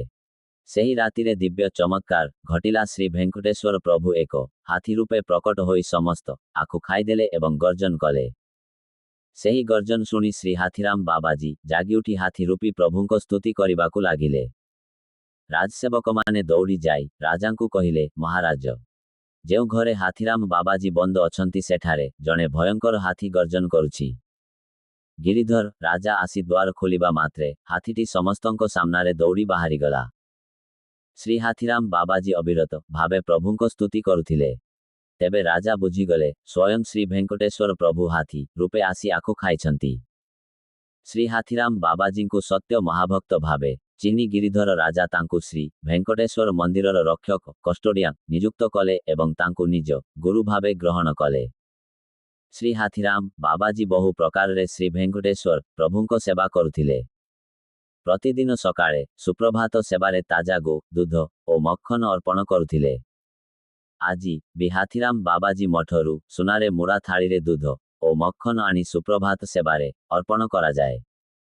ଯେତେବେଳେ ଲୋକମାନେ ଶୁଣିଲେ ଯେ ପ୍ରଭୁ ନିଜେ ହାତୀ ରୂପେ ଆସି ତାଙ୍କ ଭକ୍ତଙ୍କୁ ରକ୍ଷା କରିଛନ୍ତି ଏବଂ ରାଜା ତାଙ୍କୁ ଗୁରୁ ଭାବେ ଗ୍ରହଣ କରିଛନ୍ତି, ହଜାର ହଜାର ଭକ୍ତ ହାତୀରାମ ବାବାଜୀଙ୍କ ଦର୍ଶନ ପାଇଁ ଆସିଲେ। ଭକ୍ତମାନଙ୍କ ଭିଡ଼ ବଢ଼ିବାରୁ ଶ୍ରୀ ହାତୀରାମ ବାବାଜୀ ପାପନାଶନ ମାର୍ଗରେ ଗୋଗର୍ଭ ତୀର୍ଥ ଓ ଆକାଶଗଙ୍ଗା ମଧ୍ୟରେ ଶ୍ରୀ ବେଣୁଗୋପାଳ ମନ୍ଦିର ସ୍ଥାପନା କଲେ। ସେଠାରେ ସେ ପ୍ରଭୁ ବେଣୁଗୋପାଳଙ୍କ ସେବା କଲେ। ସେଠାରେ ସେ ରାୟ ନାମକ ଗଛର ପତ୍ର ମାତ୍ର ଭୋଜନ କରୁଥିଲେ। ସେହି ଗଛ ଆଜି ବି ଅଛି ଏବଂ ଭକ୍ତମାନେ ତାହାର ପତ୍ର ଭକ୍ଷଣ କରିପାରନ୍ତି। ଦୀପାବଳିର ପୂର୍ବ ଦିନ ଶ୍ରୀ ହାତୀରାମ ବାବାଜୀ ଜୀବିତ ସମାଧି ଗ୍ରହଣ କଲେ। ପ୍ରତିବର୍ଷ ସେହି ଦିନ ହାତୀରାମ ବାବାଜୀ ମଠରୁ ଲଡ୍ଡୁଗୋପାଳ ବିଗ୍ରହ ଆଣି ସମାଧି ସ୍ଥଳରେ ପୂଜା କରାଯାଏ। ପୂର୍ବରୁ ସେ କେବଳ ବାବାଜୀ ଭାବେ ପରିଚିତ ଥିଲେ, କିନ୍ତୁ ପ୍ରଭୁ ହାତୀ ରୂପେ ତାଙ୍କୁ ରକ୍ଷା କରିବା ପରେ ସେ ହାତୀରାମ ବାବାଜୀ ଭାବେ ବିଶ୍ୱବିଖ୍ୟାତ ହେଲେ। ହାତୀ ଅର୍ଥାତ୍ ହାତୀ, ରାମ ଅର୍ଥାତ୍ ଆନନ୍ଦ ଦାତା। ଏହିପରି ହାତୀରାମ ଅର୍ଥ ହାତୀ ରୂପେ ପ୍ରକଟ ହୋଇ ଯିଏ ବାବାଜୀଙ୍କୁ ଆନନ୍ଦ ଦେଲେ। ଶ୍ରୀ କନକ ଦାସ। ଶ୍ରୀ କନକ ଦାସ 1509 ଖ୍ରୀଷ୍ଟାବ୍ଦରେ କର୍ଣ୍ଣାଟକର କାଗିନେଲ ନାମକ ଗ୍ରାମରେ ଜନ୍ମ ଗ୍ରହଣ କରିଥିଲେ। ଏକ ଦିନ କ୍ଷେତ୍ର ଚାଷ କରୁଥିବା ସମୟରେ ସେ ମାଟି ଭିତରୁ ସୁନା ପାଇଥିଲେ। ସେହି ସୁନାକୁ ପ୍ରଭୁଙ୍କ ସେବାରେ ଲଗାଇ ନିଜ ଗ୍ରାମରେ ଏକ ମନ୍ଦିର ନିର୍ମାଣ କରି ଆଦି କେଶବ ପ୍ରଭୁଙ୍କ ବିଗ୍ରହ ପ୍ରତିଷ୍ଠା କଲେ। ସେହି ମନ୍ଦିରରେ ତିରୁମଳାର ଶ୍ରୀ ଭେଙ୍କଟେଶ୍ୱର ପ୍ରଭୁଙ୍କ ପୂଜା ପ୍ରଣାଳୀ ଆରମ୍ଭ କରିବାର ମହାନ କାର୍ଯ୍ୟ ମଧ୍ୟ ଶ୍ରୀ କନକ ଦାସଙ୍କ ଦ୍ୱାରା ହୋଇଥିଲା। ଶ୍ରୀ କନକ ଦାସ ଶ୍ରୀ ବ୍ୟାସରାୟଙ୍କ ଶିଷ୍ୟ ଥିଲେ। ପ୍ରଭୁଙ୍କ ପ୍ରତି ଅଗାଧ ଭକ୍ତି ଥିବାରୁ ଶ୍ରୀ କନକ ଦାସ ତିରୁମଳା ଯାଇ ଶ୍ରୀ ଭେଙ୍କଟେଶ୍ୱର ପ୍ରଭୁଙ୍କ ଦର୍ଶନ କରିବାକୁ ନିଷ୍ପତ୍ତି ନେଲେ। ପ୍ରଭୁଙ୍କ ଦିବ୍ୟ ସ୍ୱପ୍ନ ଲୀଳା ଏକ ରାତିରେ ମନ୍ଦିରରେ ପୂଜା କରୁଥିବା ପୂଜାରୀଙ୍କ ସ୍ୱପ୍ନରେ ଶ୍ରୀ ଭେଙ୍କଟେଶ୍ୱର ପ୍ରଭୁ ପ୍ରକଟ ହୋଇ କହିଲେ, ମୋର ଭକ୍ତ କନକ ଦାସ ଆସୁଛନ୍ତି। ତୁମେ ପର୍ବତର ପାଦଦେଶକୁ ଯାଇ ପ୍ରସାଦ ସହିତ ତାଙ୍କୁ ସ୍ୱାଗତ କର। ପରବର୍ତ୍ତୀ ଦିନ ପୂଜାରୀ ପର୍ବତର ପାଦଦେଶରେ ଶିଅଢ଼ି ପାଖରେ ଠିଆ ହେଇ ଯେଉଁ ଯେଉଁ ଲୋକ ଆସୁଥିଲେ ସେମାନଙ୍କୁ ପଚାରୁଥିଲେ, ଆପଣ କନକ ଦାସ କି? ଯେତେବେଳେ ଶ୍ରୀ କନକ ଦାସ ସେଠାରେ ପହଞ୍ଚିଲେ ତାଙ୍କୁ ମଧ୍ୟ ସେହି ପ୍ରଶ୍ନ କରାଗଲା। କନକ ଦାସ ପଚାରିଲେ, ମୋତେ ଏହି ପ୍ରଶ୍ନ କାହିଁକି ପଚାରୁଛ? ପୂଜାରୀମାନେ କହିଲେ, ଗତରାତି ଶ୍ରୀ ଭେଙ୍କଟେଶ୍ୱର ପ୍ରଭୁ ସ୍ୱପ୍ନରେ ଆସି କହିଛନ୍ତି ଯେ ତାଙ୍କର ଭକ୍ତ କନକ ଦାସ ଆସୁଛନ୍ତି ଏବଂ ଆମେ ତାଙ୍କୁ ପ୍ରସାଦ ସହିତ ସ୍ୱାଗତ କରିବାକୁ ପଡ଼ିବ। ସେଥିପାଇଁ ଆମେ ସମସ୍ତଙ୍କୁ ପଚାରୁଛୁ। ଏହା ଶୁଣି ନିଜକୁ କେବେ ବି ବଡ଼ କରି ନ ଦେଖୁଥିବା ବିନୟୀ ଭକ୍ତ କନକ ଦାସ କହିଲେ, ମୋ ଆଗରେ ଯେଉଁମାନେ ଯାଉଛନ୍ତି ସେମାନଙ୍କ ପଛରେ ଏବଂ ମୋ ପଛରେ ଯେଉଁମାନେ ଆସୁଛନ୍ତି ସେମାନଙ୍କ ଆଗରେ ସେଠାରେ କନକ ଦାସ ଆସୁଛି। ଏହା କହି ସେ ନିଜ ଯାତ୍ରା ଜାରି ରଖିଲେ। ଶ୍ରୀ କନକ ଦାସ ଭେଙ୍କଟାଚଳରେ ପହଞ୍ଚି ସେଠାରେ ଥିବା ବିଭିନ୍ନ ପବିତ୍ର ତୀର୍ଥରେ ସ୍ନାନ କଲେ ଏବଂ ଶ୍ରୀ ବରାହ ପ୍ରଭୁ ଓ ଶ୍ରୀ ଭେଙ୍କଟେଶ୍ୱର ପ୍ରଭୁଙ୍କ ଦିବ୍ୟ ଦର୍ଶନ ପାଇଲେ। ପ୍ରଭୁଙ୍କ ଚରଣେ ପଡ଼ି ସେ ଏଭଳି ପ୍ରାର୍ଥନା କଲେ, ହେ ଶ୍ରୀହରି, ଆପଣ ମୁକ୍ତିଦାତା ପରମାତ୍ମା। ମୁଁ ତ ଏକ ପାପୀ କୀଟ ସଦୃଶ ଯାହାକୁ ମନୁଷ୍ୟ ଦେହ ମିଳିଛି। ମାୟାର ଜାଲରେ ବନ୍ଧା ଏହି ଶରୀର ଆପଣଙ୍କର। ହେ ଶ୍ରୀ ଭେଙ୍କଟେଶ୍ୱର, ଆପଣ ସ୍ୱାଧୀନ ମୁକ୍ତ। ଦୟାକରି ମୋତେ ଆପଣଙ୍କ ଭକ୍ତମାନଙ୍କର ଦାସ କରନ୍ତୁ ଏବଂ ଜନ୍ମ ମୃତ୍ୟୁର ବନ୍ଧନରୁ ମୋତେ ମୁକ୍ତ କରନ୍ତୁ। ଶ୍ରୀ ରାଘବେନ୍ଦ୍ର ସ୍ୱାମୀ। ଶ୍ରୀ ରାଘବେନ୍ଦ୍ର ସ୍ୱାମୀ 1595 ଖ୍ରୀଷ୍ଟାବ୍ଦରେ ତାମିଲନାଡୁର ଭୁବନଗିରି ନାମକ ସ୍ଥାନରେ ତିಮ್ಮନ୍ନ ଭଟ୍ଟ ଓ ଗୋପିକାମ୍ବାଙ୍କ ଘରେ ଜନ୍ମ ଗ୍ରହଣ କରିଥିଲେ। ସନ୍ତାନ ନଥିବାରୁ ତିಮ್ಮନ୍ନ ଭଟ୍ଟ ଓ ଗୋପୀକାମ୍ବା ତିରୁମଳା ଯାଇ ଶ୍ରୀ ଭେଙ୍କଟେଶ୍ୱର ପ୍ରଭୁଙ୍କ ଚରଣେ ଗଭୀର ଭକ୍ତି ସହ ପୁତ୍ର ପ୍ରାପ୍ତି ପାଇଁ ପ୍ରାର୍ଥନା କରିଥିଲେ। ଶ୍ରୀ ଭେଙ୍କଟେଶ୍ୱର ପ୍ରଭୁଙ୍କ କୃପାରେ ସେମାନେ ଏକ ପୁତ୍ର ଲାଭ କଲେ। ପ୍ରଭୁଙ୍କ ଦୟା ପ୍ରତି କୃତଜ୍ଞତା ସୂଚନା ରୂପେ ସେମାନେ ତାଙ୍କ ପୁତ୍ରଙ୍କ ନାମ ଭେଙ୍କଟନାଥ ରଖିଲେ। ପରେ ଭେଙ୍କଟନାଥ ମାଧବ ସମ୍ପ୍ରଦାୟର ମହାନ ଆଚାର୍ଯ୍ୟ ଶ୍ରୀ ସୁଧୀନ୍ଦ୍ର ତୀର୍ଥଙ୍କ ଠାରୁ ସନ୍ନ୍ୟାସ ଦୀକ୍ଷା ଗ୍ରହଣ କଲେ। ସନ୍ନ୍ୟାସ ପରେ ତାଙ୍କର ନାମ ହେଲା ଶ୍ରୀ ରାଘବେନ୍ଦ୍ର ତୀର୍ଥ ଏବଂ ସେ ଶ୍ରୀ ରାଘବେନ୍ଦ୍ର ସ୍ୱାମୀ ଭାବେ ପ୍ରସିଦ୍ଧ ହେଲେ। ସନ୍ନ୍ୟାସ ଗ୍ରହଣ ପରେ ଶ୍ରୀ ରାଘବେନ୍ଦ୍ର ସ୍ୱାମୀ ନିଜ ଶିଷ୍ୟମାନଙ୍କ ସହିତ ତୀର୍ଥଯାତ୍ରା କଲେ। ସେ ବିଭିନ୍ନ ପବିତ୍ର ତୀର୍ଥରେ ସ୍ନାନ ଦେବତାମାନଙ୍କ ଦିବ୍ୟ ଦର୍ଶନ ଏବଂ ଭକ୍ତିର ପ୍ରଚାର କରୁଥିଲେ। ଏହି ତୀର୍ଥଯାତ୍ରାର ଶେଷରେ ସେ ତିରୁମଳା ପହଞ୍ଚି ଶ୍ରୀ ଭେଙ୍କଟେଶ୍ୱର ପ୍ରଭୁଙ୍କ ଦିବ୍ୟ ଦର୍ଶନ କଲେ ଏବଂ ପ୍ରଭୁଙ୍କ ଚରଣେ ନିଜକୁ ସମର୍ପିତ କରିଲେ। ଶ୍ରୀକୃଷ୍ଣ ଦେବ ରାୟ। ଶ୍ରୀକୃଷ୍ଣ ଦେବ ରାୟ 1509 ଖ୍ରୀଷ୍ଟାବ୍ଦରେ କର୍ଣ୍ଣାଟକର ପବିତ୍ର ନଗର ହମ୍ପିରେ ଜନ୍ମ ଗ୍ରହଣ କରିଥିଲେ। ସେ ଏକ ମହାନ ଭକ୍ତ ଓ ଧର୍ମପରାୟଣ ରାଜା ଥିଲେ। ଶ୍ରୀକୃଷ୍ଣ ଦେବ ରାୟ ଦୁଇଥର ତିରୁମଳା ତୀର୍ଥଯାତ୍ରା କରି ଶ୍ରୀ ଭେଙ୍କଟେଶ୍ୱର ପ୍ରଭୁଙ୍କ ଦିବ୍ୟ ଦର୍ଶନ କରିଥିଲେ। ପ୍ରଭୁଙ୍କ ପ୍ରତି ତାଙ୍କର ଗଭୀର ଭକ୍ତି ଓ କୃତଜ୍ଞତାର ପ୍ରକାଶ ସ୍ୱରୂପ ସେ ପ୍ରଭୁଙ୍କ ଚରଣେ ଅପାର ଦାନ ଓ ସେବା ଅର୍ପଣ କରିଥିଲେ। ଶ୍ରୀକୃଷ୍ଣ ଦେବ ରାୟ ପ୍ରଭୁଙ୍କୁ ରତ୍ନଖଚିତ ମୁକୁଟ 2ଟି ସୁନା ଥାଳି 25ଟି ଚାନ୍ଦି ଥାଳି ମୂଲ୍ୟବାନ ସୁନା ଅଳଙ୍କାର ଅନେକ ଗାଈ ଏବଂ ଅନେକ ଗ୍ରାମ ଭେଟି ସ୍ୱରୂପେ ଦାନ କରିଥିଲେ। ଏହି ସମସ୍ତ ଦାନ ତାଙ୍କର ରାଜସିକ ଐଶ୍ୱର୍ଯ୍ୟର ପ୍ରଦର୍ଶନ ନୁହେଁ ବରଂ ଶ୍ରୀ ଭେଙ୍କଟେଶ୍ୱର ପ୍ରଭୁଙ୍କ ଚରଣେ ନିଜକୁ ସମ୍ପୂର୍ଣ୍ଣ ଭାବେ ସମର୍ପଣ କରିବାର ଭାବ ଥିଲା। ଭକ୍ତ ଶିରୋମଣି ତାରିଗୋଣ୍ଡା ଭେଙ୍ଗମାମ୍ବା। ଭକ୍ତ ଶିରୋମଣି ତାରିଗୋଣ୍ଡା ଭେଙ୍ଗମାମ୍ବା 1730 ଖ୍ରୀଷ୍ଟାବ୍ଦରେ ତିରୁପତିରୁ ପ୍ରାୟ 80 କି.ମି. ଦୂରେ ଅବସ୍ଥିତ ଭୟଲପାଡୁ ମଣ୍ଡଳର ତାରିଗୋଣ୍ଡା ଗାଁରେ ମାତା ମଙ୍ଗମ୍ମା ଓ ପିତା କନାଲ କୃଷ୍ଣଜାଙ୍କ ଗୃହରେ ଜନ୍ମ ଗ୍ରହଣ କରିଥିଲେ। 5 ଜଣ ପୁଅ ଜନ୍ମ ପରେ କୃଷ୍ଣଜା ତିରୁମଳାର ଶ୍ରୀ ଭେଙ୍କଟେଶ୍ୱର ପ୍ରଭୁଙ୍କ ନିକଟେ ଏକ କନ୍ୟା ସନ୍ତାନ ପାଇଁ ପ୍ରାର୍ଥନା କରିଥିଲେ। ପ୍ରଭୁଙ୍କ କୃପାରେ ଏକ କନ୍ୟା ସନ୍ତାନ ଜନ୍ମ ନେଲେ ଓ ତାଙ୍କ ନାମ ରଖାଗଲା ଭେଙ୍କମ୍ମା। ଶିଶୁକାଳରୁ ହିଁ ଭେଙ୍କମ୍ମା ଘରର ଅଧମାନଙ୍କ ମୁଖରୁ ଶ୍ରୀମଦ୍ ଭାଗବତ ରାମାୟଣ ଓ ଶ୍ରୀ ଭେଙ୍କଟେଶ୍ୱର ପ୍ରଭୁଙ୍କ ଦିବ୍ୟ ଲୀଳା ଶୁଣି ଆତ୍ମସାତ କରୁଥିଲେ। ସେ ସଦା ପ୍ରଭୁଙ୍କ ଧ୍ୟାନରେ ଲୀନ ରହୁଥିଲେ ଓ ଅଧିକ କଥାବାର୍ତ୍ତା କରୁନଥିଲେ। ଏହା ଦେଖି କିଛି ଲୋକ ଭ୍ରମବଶତଃ ଭାବୁଥିଲେ ଯେ ସେ କୌଣସି ଭୂତ ପ୍ରେତର ପ୍ରଭାବରେ ଅଛନ୍ତି। 12 ବର୍ଷ ବୟସରେ ଭେଙ୍କମ୍ମାଙ୍କ ବିବାହ ଭେଙ୍କଟାଚଳପତି ନାମକ ଯୁବକ ସହ ହେଲା। କିନ୍ତୁ ଦୁର୍ଭାଗ୍ୟବଶତଃ ତାଙ୍କ ସ୍ୱାମୀ ଶୀଘ୍ର ଦେହତ୍ୟାଗ କଲେ। ଏହାପରେ ଭେଙ୍କମ୍ମା ପୁଣି ନିଜ ଗ୍ରାମକୁ ଫେରିଆସିଲେ। ଗ୍ରାମରେ ରହି ସେ ଶ୍ରୀ ଭେଙ୍କଟେଶ୍ୱର ପ୍ରଭୁଙ୍କ ଧ୍ୟାନ ଭଜନ ଓ ସ୍ତୁତିରେ ନିଜକୁ ସମର୍ପିତ କଲେ। ପ୍ରଭୁଙ୍କ ଉପରେ ଆଧାରିତ ଭକ୍ତିଗୀତ ରଚନା କରି ମଧୁର କଣ୍ଠରେ ଗାନ କରୁଥିଲେ। ତାଙ୍କର ଏହି ଗଭୀର ଭକ୍ତି ଦେଖି ସମସ୍ତେ ତାଙ୍କୁ ସମ୍ମାନ କରିବାକୁ ଲାଗିଲେ ଓ ସେ ଭେଙ୍ଗମାମ୍ବା ନାମରେ ପରିଚିତ ହେଲେ। ଭେଙ୍ଗମାମ୍ବା ପ୍ରତିଦିନ ତାରିଗୋଣ୍ଡା ଗାଁର ହନୁମାନ ମନ୍ଦିରକୁ ଯାଇ ଶ୍ରୀ ନରସିଂହ ଦେବଙ୍କ ପୂଜା କରୁଥିଲେ। ସେ ତୁଳସୀ ଓ ପୁଷ୍ପମାଳା ଅର୍ପଣ କରି ଗଭୀର ଧ୍ୟାନରେ ଲୀନ ରହୁଥିଲେ। କିନ୍ତୁ ମନ୍ଦିରର ପୂଜାରୀ ତାଙ୍କ ଉପସ୍ଥିତି ସହିପାରିଲେ ନାହିଁ ଓ କ୍ରୋଧରେ କହିଲେ, ତୁମେ ଯେକୌଣସି ପବିତ୍ର ସ୍ଥାନକୁ ଯାଅ କିନ୍ତୁ ସବୁବେଳେ ଏଠାରେ ରହି ଆମ ଜୀବନକୁ କାହିଁକି ବିଘ୍ନ କରୁଛ? ଏହା କହି ସେ ତାଙ୍କୁ କେଶ ଧରି ମନ୍ଦିରରୁ ବାହାର କରିଦେଲେ। କିନ୍ତୁ ପୂଜାରୀଙ୍କ ଭୟଭୀତ ଅବସ୍ଥା ଦେଖି ଭେଙ୍ଗମାମ୍ବା ଶାନ୍ତ ହୋଇଗଲେ। ସେହି କ୍ଷଣରେ ଦିବ୍ୟ ପ୍ରେରଣା ପାଇ ସେ ତିରୁମଳାରେ ସ୍ଥାୟୀ ଭାବେ ବସବାସ କରିବାକୁ ନିଷ୍ପତ୍ତି ନେଲେ। ସେତେବେଳେ ତାଙ୍କ ବୟସ ଥିଲା 21 ବର୍ଷ। ତିରୁମଳାକୁ ପହଞ୍ଚିବା ପରେ ଭେଙ୍ଗମାମ୍ବା ନିଜ ସମୟକୁ ଶ୍ରୀ ଭେଙ୍କଟେଶ୍ୱର ପ୍ରଭୁଙ୍କ ଧ୍ୟାନ ଦର୍ଶନ ଓ କୀର୍ତ୍ତନ ଗାନରେ ବ୍ୟତୀତ କରିବାକୁ ଲାଗିଲେ। ତାଙ୍କ ନିବାସ ପାଇଁ ପ୍ରଭୁ ନିଜ ଭକ୍ତ ଆତ୍ମ ରାମଦାସଙ୍କ ମାଧ୍ୟମରେ ଗୋଟିଏ ଛୋଟ କୁଟୀର ନିର୍ମାଣ କରାଇଲେ। ଶ୍ରୀ ଭେଙ୍କଟେଶ୍ୱର ପ୍ରଭୁଙ୍କ ମନ୍ଦିର ରନ୍ଧଣାଶାଳାରୁ ତାଙ୍କୁ ଆବଶ୍ୟକ ଖାଦ୍ୟ ସାମଗ୍ରୀ ମିଳୁଥିଲା। ଭେଙ୍ଗମାମ୍ବା ପ୍ରଭୁ ଭେଙ୍କଟେଶ୍ୱରଙ୍କ ଗୌରବରେ ମଧୁର କଣ୍ଠରେ କୀର୍ତ୍ତନ ଗାଇଥିଲେ। ତାଙ୍କ ଗଭୀର ଭକ୍ତିରେ ପ୍ରଭାବିତ ହୋଇ ତିରୁମଳା ପର୍ବତରେ ବସବାସ କରୁଥିବା ଅନ୍ନମାଚାର୍ଯ୍ୟଙ୍କ ବଂଶଜମାନେ ତାଙ୍କୁ ନିଜ ଘରରେ ଗୋଟିଏ କୋଠରୀ ଦେବାକୁ ପ୍ରସ୍ତାବ ରଖିଲେ। ଭେଙ୍ଗମାମ୍ବା ସେହି ପ୍ରସ୍ତାବ ଗ୍ରହଣ କଲେ ଓ ଘର ପଛ ପାର୍ଶ୍ୱର ଖୋଲା ସ୍ଥାନରେ ତୁଳସୀ ଗଛ ଲଗାଇ ପ୍ରଭୁଙ୍କ ସେବାରେ ନିୟୋଜିତ ହେଲେ। ସେ ସମୟରେ ବ୍ରିଟିଶ ସରକାର ଅକ୍କାରାମ ଦୀକ୍ଷିତଙ୍କୁ ଶ୍ରୀ ଭେଙ୍କଟେଶ୍ୱର ମନ୍ଦିରର ପ୍ରଧାନ ପୂଜାରୀ ଭାବେ ନିଯୁକ୍ତ କରିଥିଲେ। ତାଙ୍କ ଘର ଭେଙ୍ଗମାମ୍ବାଙ୍କ ତୁଳସୀ ବଗିଚା ନିକଟରେ ଥିଲା। ଭକ୍ତମାନେ ଭେଙ୍ଗମାମ୍ବାଙ୍କୁ ଯେ ସମ୍ମାନ ଦେଉଥିଲେ ସେଥିରେ ଈର୍ଷ୍ୟା କରି ସେ ତାଙ୍କ ବଗିଚାରେ ଆବର୍ଜନା ପକେଇବାକୁ ଲାଗିଲେ। ଭେଙ୍ଗମାମ୍ବା ବାରମ୍ବାର ବୁଝାଇଲେ ମଧ୍ୟ ସେ କୌଣସି କଥା ଶୁଣିଲେ ନାହିଁ। ଗୋଟିଏ ଦିନ ଭେଙ୍ଗମାମ୍ବା ଗଭୀର ଧ୍ୟାନରେ ଲୀନ ଥିବା ସମୟରେ ଅକ୍କାରାମ ଦୀକ୍ଷିତ ଜାଣିଶୁଣି ତାଙ୍କ ବଗିଚାରେ ଆବର୍ଜନା ପକେଇଦେଲେ। ଏଥିରେ ଦିବ୍ୟ କ୍ରୋଧରେ ଭେଙ୍ଗମାମ୍ବା କହିଲେ, ଏହି କ୍ଷଣରେ ତୁମେ ଓ ତୁମ ସମଗ୍ର ବଂଶ ରକ୍ତ ବାନ୍ତି କରି ପ୍ରାଣ ତ୍ୟାଗ କରିବ। ସେହି କ୍ଷଣରେ ଅକ୍କାରାମ ଦୀକ୍ଷିତ ଓ ତାଙ୍କ ସମଗ୍ର ପରିବାର ଦେହତ୍ୟାଗ କଲେ। ତା ପରେ ବ୍ରିଟିଶ ସରକାର ଅନ୍ୟ ଜଣେ ପୂଜାରୀକୁ ନିଯୁକ୍ତ କଲେ, କିନ୍ତୁ ସେ ମଧ୍ୟ ଭେଙ୍ଗମାମ୍ବାଙ୍କ ଉପରେ ଈର୍ଷ୍ୟା କରିବାକୁ ଲାଗିଲେ। ବ୍ରହ୍ମୋତ୍ସବ ସମୟରେ ସେ ପୂଜାରୀ ଭେଙ୍ଗମାମ୍ବାଙ୍କୁ ନିନ୍ଦା କଲେ। ଏହାରେ ଦୁଃଖିତ ହୋଇ ଭେଙ୍ଗମାମ୍ବା ଶ୍ରୀ ଭେଙ୍କଟେଶ୍ୱର ମନ୍ଦିରକୁ ଯିବା ବନ୍ଦ କରିଦେଲେ। ବ୍ରହ୍ମୋତ୍ସବର ନବମ ଦିନ ଆଶ୍ଚର୍ଯ୍ୟ ଘଟଣା ଘଟିଲା।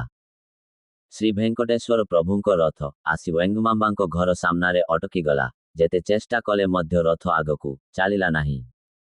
ନଡ଼ିଆ ଭାଙ୍ଗିବା, କୁମ୍ଭା କାଟିବା, ଲେମ୍ବୁ କାଟିବା କିଛି କାମ କଲା ନାହିଁ। ଭକ୍ତମାନେ ବୁଝିଗଲେ ଯେ ଭେଙ୍ଗମାମ୍ବାଙ୍କ ଉପରେ ଅପରାଧ ହୋଇଛି, ତେଣୁ ରଥ ଅଟକିଛି। ସମସ୍ତେ ମିଶି ଭେଙ୍ଗମାମ୍ବାଙ୍କୁ କ୍ଷମା ମାଗିଲେ ଓ ରଥ ଆଗକୁ ଯିବା ପାଇଁ ତାଙ୍କ ଅନୁମତି ପ୍ରାର୍ଥନା କଲେ।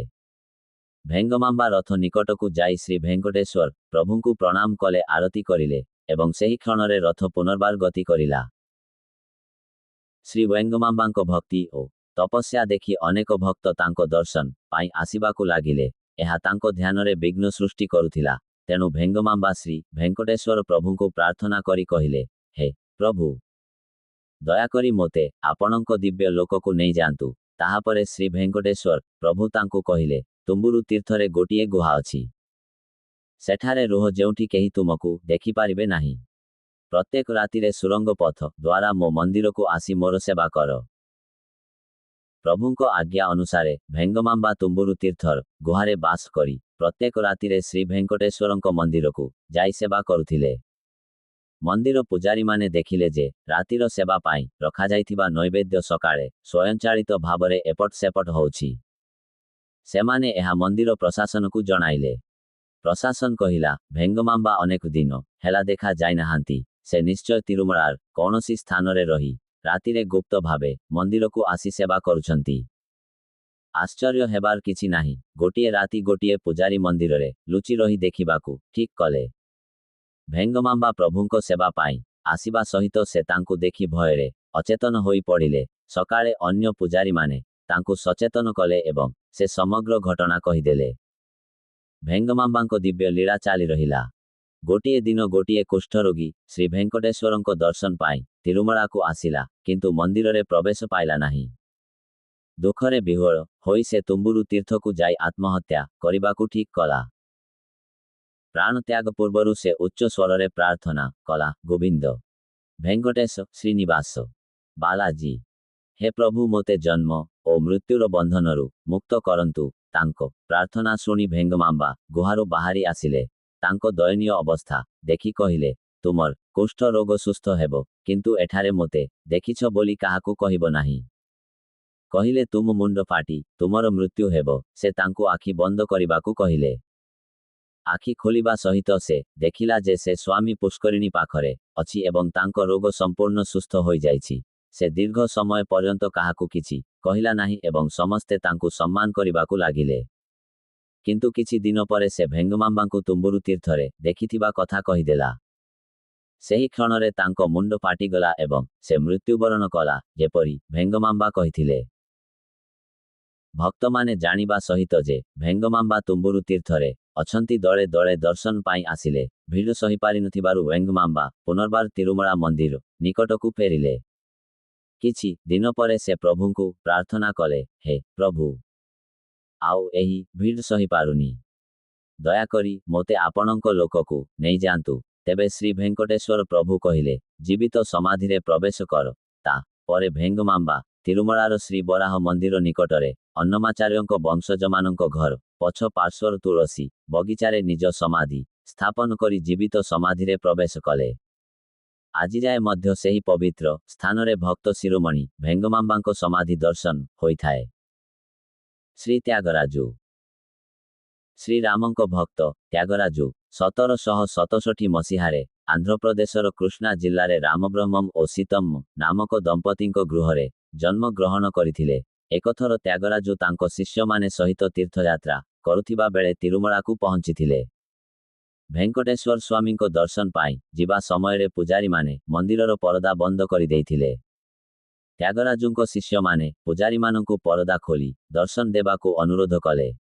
ପୂଜାରୀମାନେ କହିଲେ, ଶାସ୍ତ୍ର ନିୟମ ଅନୁସାରେ ପରଦା ବନ୍ଦ କରିଦେଲେ ପୁନଃ ଖୋଲିବା ଯୋଗ୍ୟ ନୁହେଁ, ତେଣୁ ଆମେ ପରଦା ଖୋଲିପାରିବୁ ନାହିଁ। ତେବେ ତ୍ୟାଗରାଜୁ କହିଲେ, ହେ ତିରୁମଳା ଭେଙ୍କଟରମଣା, ମୋ ମନରେ ଥିବା ଅଜ୍ଞାନ ନାମକ ପରଦାକୁ ଅପସାରଣ କର।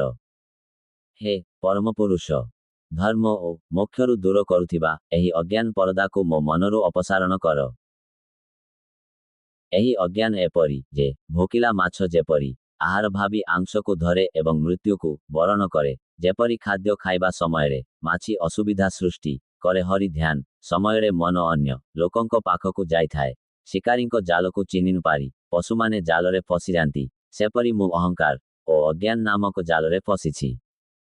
ଭେଙ୍କଟରମଣା, ଦୟାକରି ମୋତେ ଅନୁଗ୍ରହ କରି ଅହଙ୍କାର ଓ ଅଜ୍ଞାନ ନାମକ ପରଦାକୁ ଅପସାରଣ କର। ତ୍ୟାଗରାଜୁ ଏହି କୀର୍ତ୍ତନା ଗାଇଥିବା ସମୟରେ ପରଦା ଖୋଲିଗଲା। ସେଠାରେ ଥିବା ସମସ୍ତ ଭକ୍ତମାନେ ଆନନ୍ଦରେ ତ୍ୟାଗରାଜୁ ସହିତ ଭେଙ୍କଟେଶ୍ୱର ସ୍ୱାମୀଙ୍କ ଦର୍ଶନ କରିଥିଲେ। କୃଷ୍ଣ କୃପାମୂର୍ତ୍ତି ଶ୍ରୀ ଶ୍ରୀମଦେ ଶ୍ରୀ ଭକ୍ତିବେଦାନ୍ତ ସ୍ୱାମୀ ଶ୍ରୀଳ ପ୍ରଭୁପାଦ ଶ୍ରୀ ଶ୍ରୀମଦ ଅଭୟ ଚରଣାରବିନ୍ଦ ଭକ୍ତିବେଦାନ୍ତ ସ୍ୱାମୀ ଶ୍ରୀଳ ପ୍ରଭୁପାଦଙ୍କ ଜନ୍ମ 1896 ମସିହାରେ କଲକାତାରେ ରଜନୀ ଦେବୀ ଓ ଗୌରମୋହନ ଦେଙ୍କ ଗୃହେ ଜନ୍ମଗ୍ରହଣ କରିଥିଲେ। ଶ୍ରୀଳ ଭକ୍ତି ସିଦ୍ଧାନ୍ତ ସରସ୍ୱତୀ ଗୋସ୍ୱାମୀ ପ୍ରଭୁପାଦଙ୍କ ନିକଟରୁ ହରିନାମ ଦୀକ୍ଷା ଓ ଶ୍ରୀଳ ଭକ୍ତିପ୍ରଜ୍ଞ କେଶବ ସ୍ୱାମୀ ମହାରାଜଙ୍କ ନିକଟରୁ ସନ୍ନ୍ୟାସ ଗ୍ରହଣ କରିଥିଲେ। 1966 ମସିହାରେ ସେ ଆମେରିକାର ନ୍ୟୁୟର୍କ ସହରରେ ଆନ୍ତର୍ଜାତୀୟ କୃଷ୍ଣ ଭାବନା ସଂଘ ଇସ୍କନ୍ର ସ୍ଥାପନା କରିଥିଲେ। କୃତେଧ୍ୟାୟତ ବିଷ୍ଣୁ ତ୍ରେତାୟା ଯଜତ ମଖଇ ଦ୍ୱାପରେ ପରିଚର୍ୟାୟାଂ କଲୌ ତଦ୍ ହରିକୀର୍ତ୍ତନାତ୍। ସତ୍ୟ କୃତ ଯୁଗରେ ଭଗବାନ ବିଷ୍ଣୁଙ୍କ ଧ୍ୟାନ କରି ଯେଉଁ ଫଳ ଲାଭ ହୁଏ, ତ୍ରେତା ଯୁଗରେ ଯଜ୍ଞ କରି ଯେଉଁ ଫଳ ମିଳେ ଏବଂ ଦ୍ୱାପର ଯୁଗରେ ପ୍ରଭୁଙ୍କ ପାଦସେବା କରି ଯେଉଁ ଫଳ ପ୍ରାପ୍ତ ହୁଏ, ସେହି ସମସ୍ତ ଫଳ କଳିଯୁଗରେ କେବଳ ହରିନାମ ସଂକୀର୍ତ୍ତନ ଦ୍ୱାରା ମିଳିଥାଏ। ହରେ କୃଷ୍ଣ କୃଷ୍ଣ କୃଷ୍ଣ ହରେ ହରେ, ହରେ ରାମ ରାମ ରାମ ହରେ ହରେ। ଇତି ଷୋଡ଼ଶକଂ ନାମ୍ନା କଳିକଲ୍ମଷ ନାଶନମ୍ ନାତଃ ପରତରୋପାୟଃ ସର୍ବବେଦେଷୁ ଦୃଶ୍ୟତେ। ଏହି 16 ନାମର ମହାମନ୍ତ୍ର କଳିଯୁଗର ସମସ୍ତ ପାପକୁ ଦୂର କରେ। ସମସ୍ତ ବେଦରେ ଏପରି ଉତ୍ତମ ଏବଂ ସହଜ ମାର୍ଗ ଦେଖିବାକୁ ମିଳେ ନାହିଁ। ଶ୍ରୀଳ ପ୍ରଭୁପାଦ ଶାସ୍ତ୍ର ଆଧାରରେ ପ୍ରଚାର କରୁଥିଲେ। ମାନବ ଜନ୍ମ ଭଗବାନଙ୍କୁ ବୁଝିବା ପାଇଁ, ପଶୁମାନଙ୍କ ପରି ଜୀବନ କଟାଇବା ପାଇଁ ନୁହେଁ, ଭଗବାନଙ୍କୁ କେବଳ ଭକ୍ତିର ମାର୍ଗରେ ମାତ୍ର ବୁଝିହେବ, ଏହି ତତ୍ତ୍ୱକୁ ସେ ସମଗ୍ର ବିଶ୍ୱରେ ପ୍ରଚାର କରିଥିଲେ। ଏହି ସନ୍ଦେଶ ପ୍ରଚାର କରିବାକୁ 25 ଏପ୍ରିଲ 1974 ତାରିଖରେ ଶ୍ରୀଳ ପ୍ରଭୁପାଦ ହାଇଦ୍ରାବାଦରୁ ବିମାନ ଯୋଗେ ତିରୁମଲା ଆସିଥିଲେ। ତିରୁମଲା ତିରୁପତି ଦେବସ୍ଥାନମର ପ୍ରବନ୍ଧକ ଶ୍ରୀଳ ପ୍ରଭୁପାଦ ଓ ତାଙ୍କ ଶିଷ୍ୟମାନଙ୍କୁ ସମ୍ମାନର ସହ ସ୍ୱାଗତ କରି ରହିବା ପାଇଁ 2ଟି କକ୍ଷ ଯୋଗାଇ ଦେଇଥିଲେ। ସେ ସମୟରେ ପ୍ରତିଦିନ ପ୍ରାୟ 15,000 ଲୋକ ଶ୍ରୀ ଭେଙ୍କଟେଶ୍ୱରଙ୍କ ଦର୍ଶନ ପାଇଁ ତିରୁମଲାକୁ ଆସୁଥିଲେ, ଯାହାଫଳରେ ଦର୍ଶନ ପାଇଁ ଦୀର୍ଘ ସମୟ ଅପେକ୍ଷା କରିବାକୁ ପଡୁଥିଲା, କିନ୍ତୁ ଦେବସ୍ଥାନମ ଶ୍ରୀଳ ପ୍ରଭୁପାଦ ଓ ତାଙ୍କ ଶିଷ୍ୟମାନଙ୍କୁ ବିଶେଷ ଅନୁମତି ଦେଇ ସିଧାସଳଖ ଶ୍ରୀ ଭେଙ୍କଟେଶ୍ୱରଙ୍କ ଦର୍ଶନ କରାଇଥିଲେ। ଦର୍ଶନ ପାଇଁ ଅପେକ୍ଷା କରୁଥିବା ଭକ୍ତମାନେ ଗୋବିନ୍ଦ ଗୋବିନ୍ଦ ଜପ କରୁଥିଲେ, କିନ୍ତୁ ଯେତେବେଳେ ଶ୍ରୀଳ ପ୍ରଭୁପାଦ ଶ୍ରୀ ଭେଙ୍କଟେଶ୍ୱରଙ୍କ ଦର୍ଶନ କଲେ, ସେ ଗୋବିନ୍ଦନ ଆଦିପୁରୁଷଂ ତମହଂ ଭଜାମି କୀର୍ତ୍ତନ ଗାଇଲେ। ତାପରେ ନିଜ କକ୍ଷରେ ଥିବା ସମୟରେ ଶ୍ରୀଳ ପ୍ରଭୁପାଦ ତାଙ୍କ ଶିଷ୍ୟମାନଙ୍କୁ କହିଲେ, ଯଦିଓ ଅନେକ ଲୋକ ଭଗବାନଙ୍କର କୌଣସି ଅସ୍ତିତ୍ୱ ନାହିଁ ବୋଲି ପ୍ରଚାର କରୁଛନ୍ତି, ତଥାପି ଲକ୍ଷ ଲକ୍ଷ ଲୋକ ବାଲାଜୀଙ୍କ ଦର୍ଶନ ପାଇଁ ଆସୁଛନ୍ତି। ଏହା ହେଉଛି ଲୋକମାନଙ୍କର ଭଗବାନ ଉପରେ ଥିବା ଆସ୍ଥାର ପ୍ରମାଣ। ବାସ୍ତବରେ ଲୋକମାନେ ନିଜ ଭୌତିକ କଷ୍ଟ ଦୂର କରିବା ପାଇଁ କିମ୍ବା ଧନ ସମ୍ପତ୍ତି ଲାଭ ପାଇଁ ଭଗବାନଙ୍କ ଦର୍ଶନକୁ ଆସୁଛନ୍ତି, କିନ୍ତୁ ସମସ୍ତେ ଗୋବିନ୍ଦ ନାମକୁ ଜପ କରୁଛନ୍ତି। ତିରୁମଲାର ରହଣୀୟ ବ୍ୟବସ୍ଥା ଦେଖି ଶ୍ରୀଳ ପ୍ରଭୁପାଦ ତାଙ୍କ ଶିଷ୍ୟମାନଙ୍କୁ କହିଲେ, ଆମେ ମଧ୍ୟ ଏଭଳି ଏକ ମନ୍ଦିର ନିର୍ମାଣ କରିବା ଉଚିତ ଯେଉଁଥିରେ ଉଜ୍ଜ୍ୱଳ ସୁନାର ଗୋପୁର ଥିବ ଏବଂ ସେହି ମନ୍ଦିର ବାଲାଜୀଙ୍କ ପାଇଁ ଉତ୍ସର୍ଗିତ ହେବ।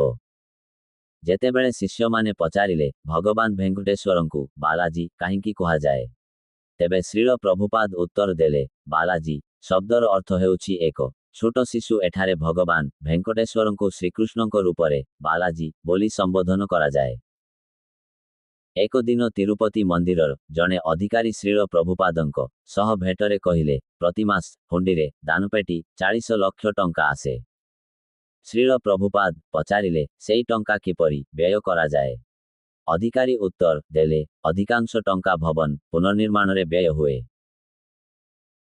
ताहापरे श्रील प्रभुपाद कहिले मंदिर पुनर्निर्माण भल कथा किंतु श्रीकृष्णଙ୍କ वार्ता को सारा विश्वरे प्रसार करिबा सर्वोत्तम कार्य। बालाजी अर्थ हेउछि कृष्ण कृष्णଙ୍କ वार्ता प्रचार हेबा उचित। से श्री चैतन्य महाप्रभुଙ୍କ रूपरे अवतरण करी आमकु भक्तिर पथ शिखाइछन्ति। लंडनरे प्रचार नथिबारु अनेक चर्चर अवस्था अवनत होइछि। भगवत तत्वर प्रचार पाई मात्र मंदिर निर्माण हेबा उचित।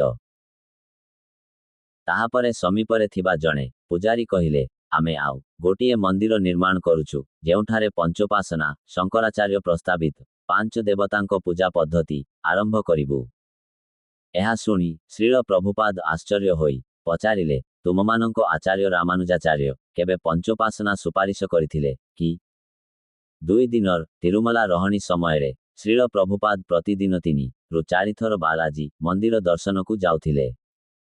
प्रतिथर पुजारी माने तांकु सीधा सड़क गर्भगृह को नहीं जाउथिले जेते समय लागुथिले बिश्री भेंकटेश्वरंको दर्शन करिबार सुजोग देउथिले। तिरुमला छाड़िबार 1 मास परे 4 मई 1974 तारिखरे श्रील प्रभुपाद बम्बेरु तिरुमला तिरुपति देवस्थानमर अधिकारी मानंकु निम्नलिखित पत्र लेखिथिले। आमर सांप्रतिक 2 दिनिया तिरुमला दर्शन समयरे मोते एवं मोर शिष्य मानंकु जेउमाने हरे कृष्ण आंदोलनर सदस्य आपण माने जे अत्यंत स्नेहपूर्ण और सदय व्यवहार करिछन्ति सेथिपाई मो मोर हृदयर गभीर कृतज्ञता प्रकाश करुछि। बालाजींको पवित्र दर्शन पाई आपण माने जे सुजोग आमको देइथिले से अनुभूति को आमे केबे भी भूली पारिबु नाही। अमेरिका एवं यूरोपरु आसीथिबा मोर अनुगामी माने एही दुर्लभ सौभाग्य पाई अत्यंत कृतज्ञ और आनंदित। जदि संभव हुए आगामी दिनरे बालाजींको दर्शन पाई पुणी थरे तिरुमला आसीबाकु आमर आकांक्षा अछि। तिरुपति को तीर्थयात्रारे आसुथिबा आम समाजर सदस्य मानंको पाई गोटिए विशेष कुटीर कटेज निर्माण करिबाकु आमे इच्छा करुछु। जदि कौनसी जमी क्रय किंबा दान निमित्ते उपलब्ध अछि दयाकरी आमको सूचित करिवे। एही विषयरे आपण माने जदि कौनसी परामर्श देई पारंती आमे ताहाकु अत्यंत आभार सह ग्रहण करिबु।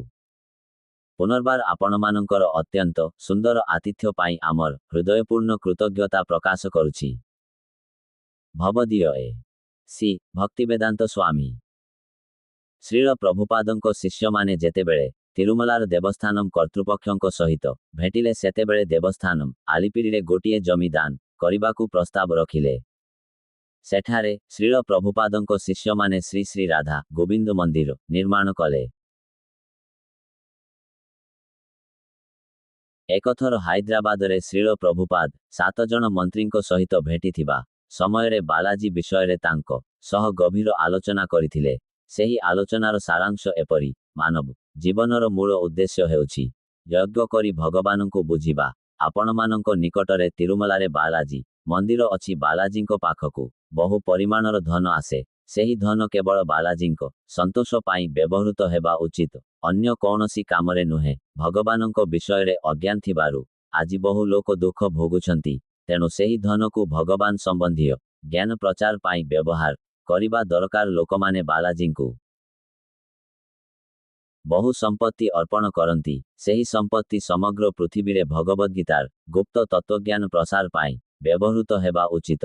एहा ही श्री चैतन्य महाप्रभुंको उद्देश्य।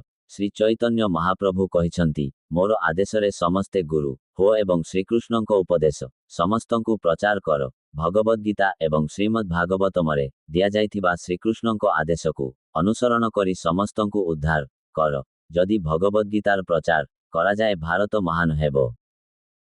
बालाजींको धन केवल कृष्ण भक्ति प्रचार पाई व्यवहृत हेबा उचित, अन्य कौनसी लाभ पाई नुहे। एहा ही मोर विनम्र अनुरोध। श्रील प्रभुपाद आउ कहिथिले भारतरे आजि जाए बहु भक्त और कृष्ण चेतना संपन्न लोक अछंती। विशेष करी एही प्रदेशरे आपण माने बालाजींको महान भक्त। ବାଲାଜୀ ଅର୍ଥାତ୍ ବାଳ କୃଷ୍ଣ ଶ୍ରୀକୃଷ୍ଣ ସ୍ୱୟଂ। ତେଣୁ ମୁଁ ଆଶା କରେ ଯେ ସରକାରୀ ପ୍ରଶାସନ ବାଲାଜୀଙ୍କ ନିର୍ଦ୍ଦେଶାନୁସାରେ ଅର୍ଥାତ୍ ଶ୍ରୀକୃଷ୍ଣଙ୍କ ନିର୍ଦ୍ଦେଶରେ ଚାଲିବ। ସମସ୍ତ ନୀତି ଆଦେଶ ଏବଂ ନିୟମ ଭଗବଦ୍ଗୀତାରେ ବର୍ଣ୍ଣିତ ଅଛି। ଆମେ ସଚେତନ ଭାବେ କିମ୍ବା ଅସଚେତନ ଭାବେ ସେଗୁଡ଼ିକୁ ଗ୍ରହଣ କରୁଛୁ। ଏହା ହିଁ ଆମର ଭାରତୀୟ ବୈଦିକ ସଂସ୍କୃତି। ଆନ୍ଧ୍ରପ୍ରଦେଶର 7 ଜଣ ମନ୍ତ୍ରୀଙ୍କ ସହ ଆଲୋଚନା 22 ଅଗଷ୍ଟ 1976 ହାଇଦ୍ରାବାଦ ପରେ ଭଗବଦ୍ଗୀତାର ତମ ଅଧ୍ୟାୟର ତମ ଶ୍ଲୋକ ଉପରେ ଉପଦେଶ ଦେଇ ଶ୍ରୀଳ ପ୍ରଭୁପାଦ କହିଥିଲେ, ମାୟାବାଦୀମାନେ ଭାବନ୍ତି ଯେ ଭଗବାନଙ୍କର କୌଣସି ନିର୍ଦ୍ଦିଷ୍ଟ ରୂପ ନାହିଁ। ଯଦି ଭଗବାନଙ୍କର ଇନ୍ଦ୍ରିୟ ନାହିଁ ତେବେ ସେ ନିରାକାର, କିନ୍ତୁ କୃଷ୍ଣ କହିଛନ୍ତି ମୁଁ ସବୁକିଛି ଦେଖେ ଏବଂ ସବୁକିଛି ଶୁଣେ। ଏହାର ଅର୍ଥ କୃଷ୍ଣଙ୍କର ଚକ୍ଷୁ କାନ ହାତ ପାଦ ସମସ୍ତ ଇନ୍ଦ୍ରିୟ ଅଛି। ଭଗବାନଙ୍କ ଅଙ୍ଗଗୁଡ଼ିକ ଭୌତିକ ନୁହେଁ। ଆମେ ଭୌତିକ ବସ୍ତୁ ଦେଖିପାରୁଥିବାରୁ ଭଗବାନ ଆମକୁ ଦେବମୂର୍ତ୍ତି ରୂପେ ନିଜକୁ ଦେଖିବାର ସୁଯୋଗ ଦେଇଛନ୍ତି। ଯିଏ ଦେବମୂର୍ତ୍ତିକୁ ପଥର ଭାବେ କିମ୍ବା ଗୁରୁଙ୍କୁ ସାଧାରଣ ମଣିଷ ଭାବେ ଦେଖେ, ଶାସ୍ତ୍ର ଅନୁସାରେ ସେ ଗଧ ସମାନ। ଶ୍ରୀପାଦ ରାମାନୁଜାଚାର୍ଯ୍ୟ ଓ ମାଧ୍ବାଚାର୍ଯ୍ୟ ପରି ମହାନ ଆଚାର୍ଯ୍ୟମାନେ ହଜାର ହଜାର ମନ୍ଦିର ସ୍ଥାପନା କରିଥିଲେ। ଆଜିଯାଏ ହଜାର ହଜାର ଲୋକ ତିରୁମଲାରେ ଶ୍ରୀ ଭେଙ୍କଟେଶ୍ୱରଙ୍କ ଦର୍ଶନ ପାଇଁ ଯାଉଛନ୍ତି। ସେମାନେ କ'ଣ ସମସ୍ତେ ମୂର୍ଖ? ସେମାନେ କ'ଣ କେବଳ ପଥର ଦେଖିବାକୁ ଯାଉଛନ୍ତି? ଦେବମୂର୍ତ୍ତିରେ ଭଗବାନଙ୍କୁ ଦେଖିବାକୁ ହେଲେ ପ୍ରଥମେ ଆମେ ଭକ୍ତ ହେବାକୁ ପଡ଼ିବ। ସେତେବେଳେ ମାତ୍ର ସେହି ପଥରରେ ଆମେ ଭଗବାନଙ୍କୁ ଦେଖିପାରିବୁ। ଲେଖକ ପରିଚୟ: ଶ୍ରୀନିବାସ ସେବାନନ୍ଦ ଦାସ 2004ରୁ 2009 ପର୍ଯ୍ୟନ୍ତ ତିରୁପତି ଇସ୍କନ ମନ୍ଦିରରେ ଏବଂ 2010ରୁ 2012 ପର୍ଯ୍ୟନ୍ତ ଭୀମାଭରମ ଇସ୍କନ ମନ୍ଦିରରେ ସେବା କରିଛନ୍ତି। 2010 ମସିହାରେ ସେ ଅତ୍ୟନ୍ତ ପୂଜନୀୟ ଶ୍ରୀମା ଭକ୍ତି ବିକାଶ ସ୍ୱାମୀ ମହାରାଜଙ୍କ ଠାରୁ ଦୀକ୍ଷା ଗ୍ରହଣ କରିଥିଲେ। ଗୁରୁଦେବଙ୍କ ନିର୍ଦ୍ଦେଶାନୁସାରେ 2013ରୁ 2020 ପର୍ଯ୍ୟନ୍ତ ତେଲେଙ୍ଗାନା ରାଜ୍ୟର ସାରାଞ୍ଚଳରେ ଆୟୋଜିତ ହରିନାମ ସଂକୀର୍ତ୍ତନ ପଦଯାତ୍ରାରେ ସେ ଅଂଶଗ୍ରହଣ କରିଥିଲେ। ଏହି ପଦଯାତ୍ରା 2021 ମସିହାରେ ଗୁଜରାଟର ଭରୁଚ ଇସ୍କନ ମନ୍ଦିରରେ ପହଞ୍ଚିଥିଲା। ସେ ଭରୁଚର ପଦଯାତ୍ରାରେ ମଧ୍ୟ ଯୋଗଦାନ କରିଥିଲେ ଏବଂ ଆଜି ପର୍ଯ୍ୟନ୍ତ ସେହି ପଦଯାତ୍ରାରେ ନିରନ୍ତର ସେବାରତ ଅଛନ୍ତି। ଶ୍ରୀନିବାସ ସେବାନନ୍ଦ ଦାସ। ଯୋଗାଯୋଗ ସଂଖ୍ୟା 91 95 42 20 95 93। କୃତଜ୍ଞତା। ଶ୍ରୀ ଭେଙ୍କଟେଶ୍ୱର ସ୍ୱାମୀ ନାମକ ଏହି ପୁସ୍ତକଟିକୁ ଓଡ଼ିଆ ଭାଷାରେ ଅତ୍ୟନ୍ତ ସୁନ୍ଦର ଭାବେ ଅନୁବାଦ କରିଥିବା ସଦାନନ୍ଦ ପ୍ରଭୁ ଓ ସାରଙ୍ଗ ମୁରାରୀ ପ୍ରଭୁଙ୍କୁ ମୁଁ ମୋର ହୃଦୟପୂର୍ବକ କୃତଜ୍ଞତା ଜଣାଉଛି। ସେମାନଙ୍କର ଶ୍ରଦ୍ଧା ଭକ୍ତି ଓ ସମର୍ପଣ ଭାବରେ କରାଯାଇଥିବା ଏହି ସେବା ଅତ୍ୟନ୍ତ ପ୍ରଶଂସନୀୟ। ସେମାନଙ୍କର ପ୍ରୟାସ ଫଳରେ ଏହି ଗ୍ରନ୍ଥଟି ଅଧିକ ସଂଖ୍ୟକ ଭକ୍ତମାନଙ୍କ ପାଖକୁ ପହଞ୍ଚି ଆଧ୍ୟାତ୍ମିକ ପ୍ରେରଣା ଦେଇପାରିଛି। ସେମାନଙ୍କୁ ମୋର ଅନନ୍ତ ଧନ୍ୟବାଦ ଓ ଶୁଭାଶିଷ ଜଣାଉଛି। ହରେ କୃଷ୍ଣ କୃଷ୍ଣ କୃଷ୍ଣ ହରେ ହରେ, ହରେ ରାମ ରାମ ରାମ ହରେ ହରେ।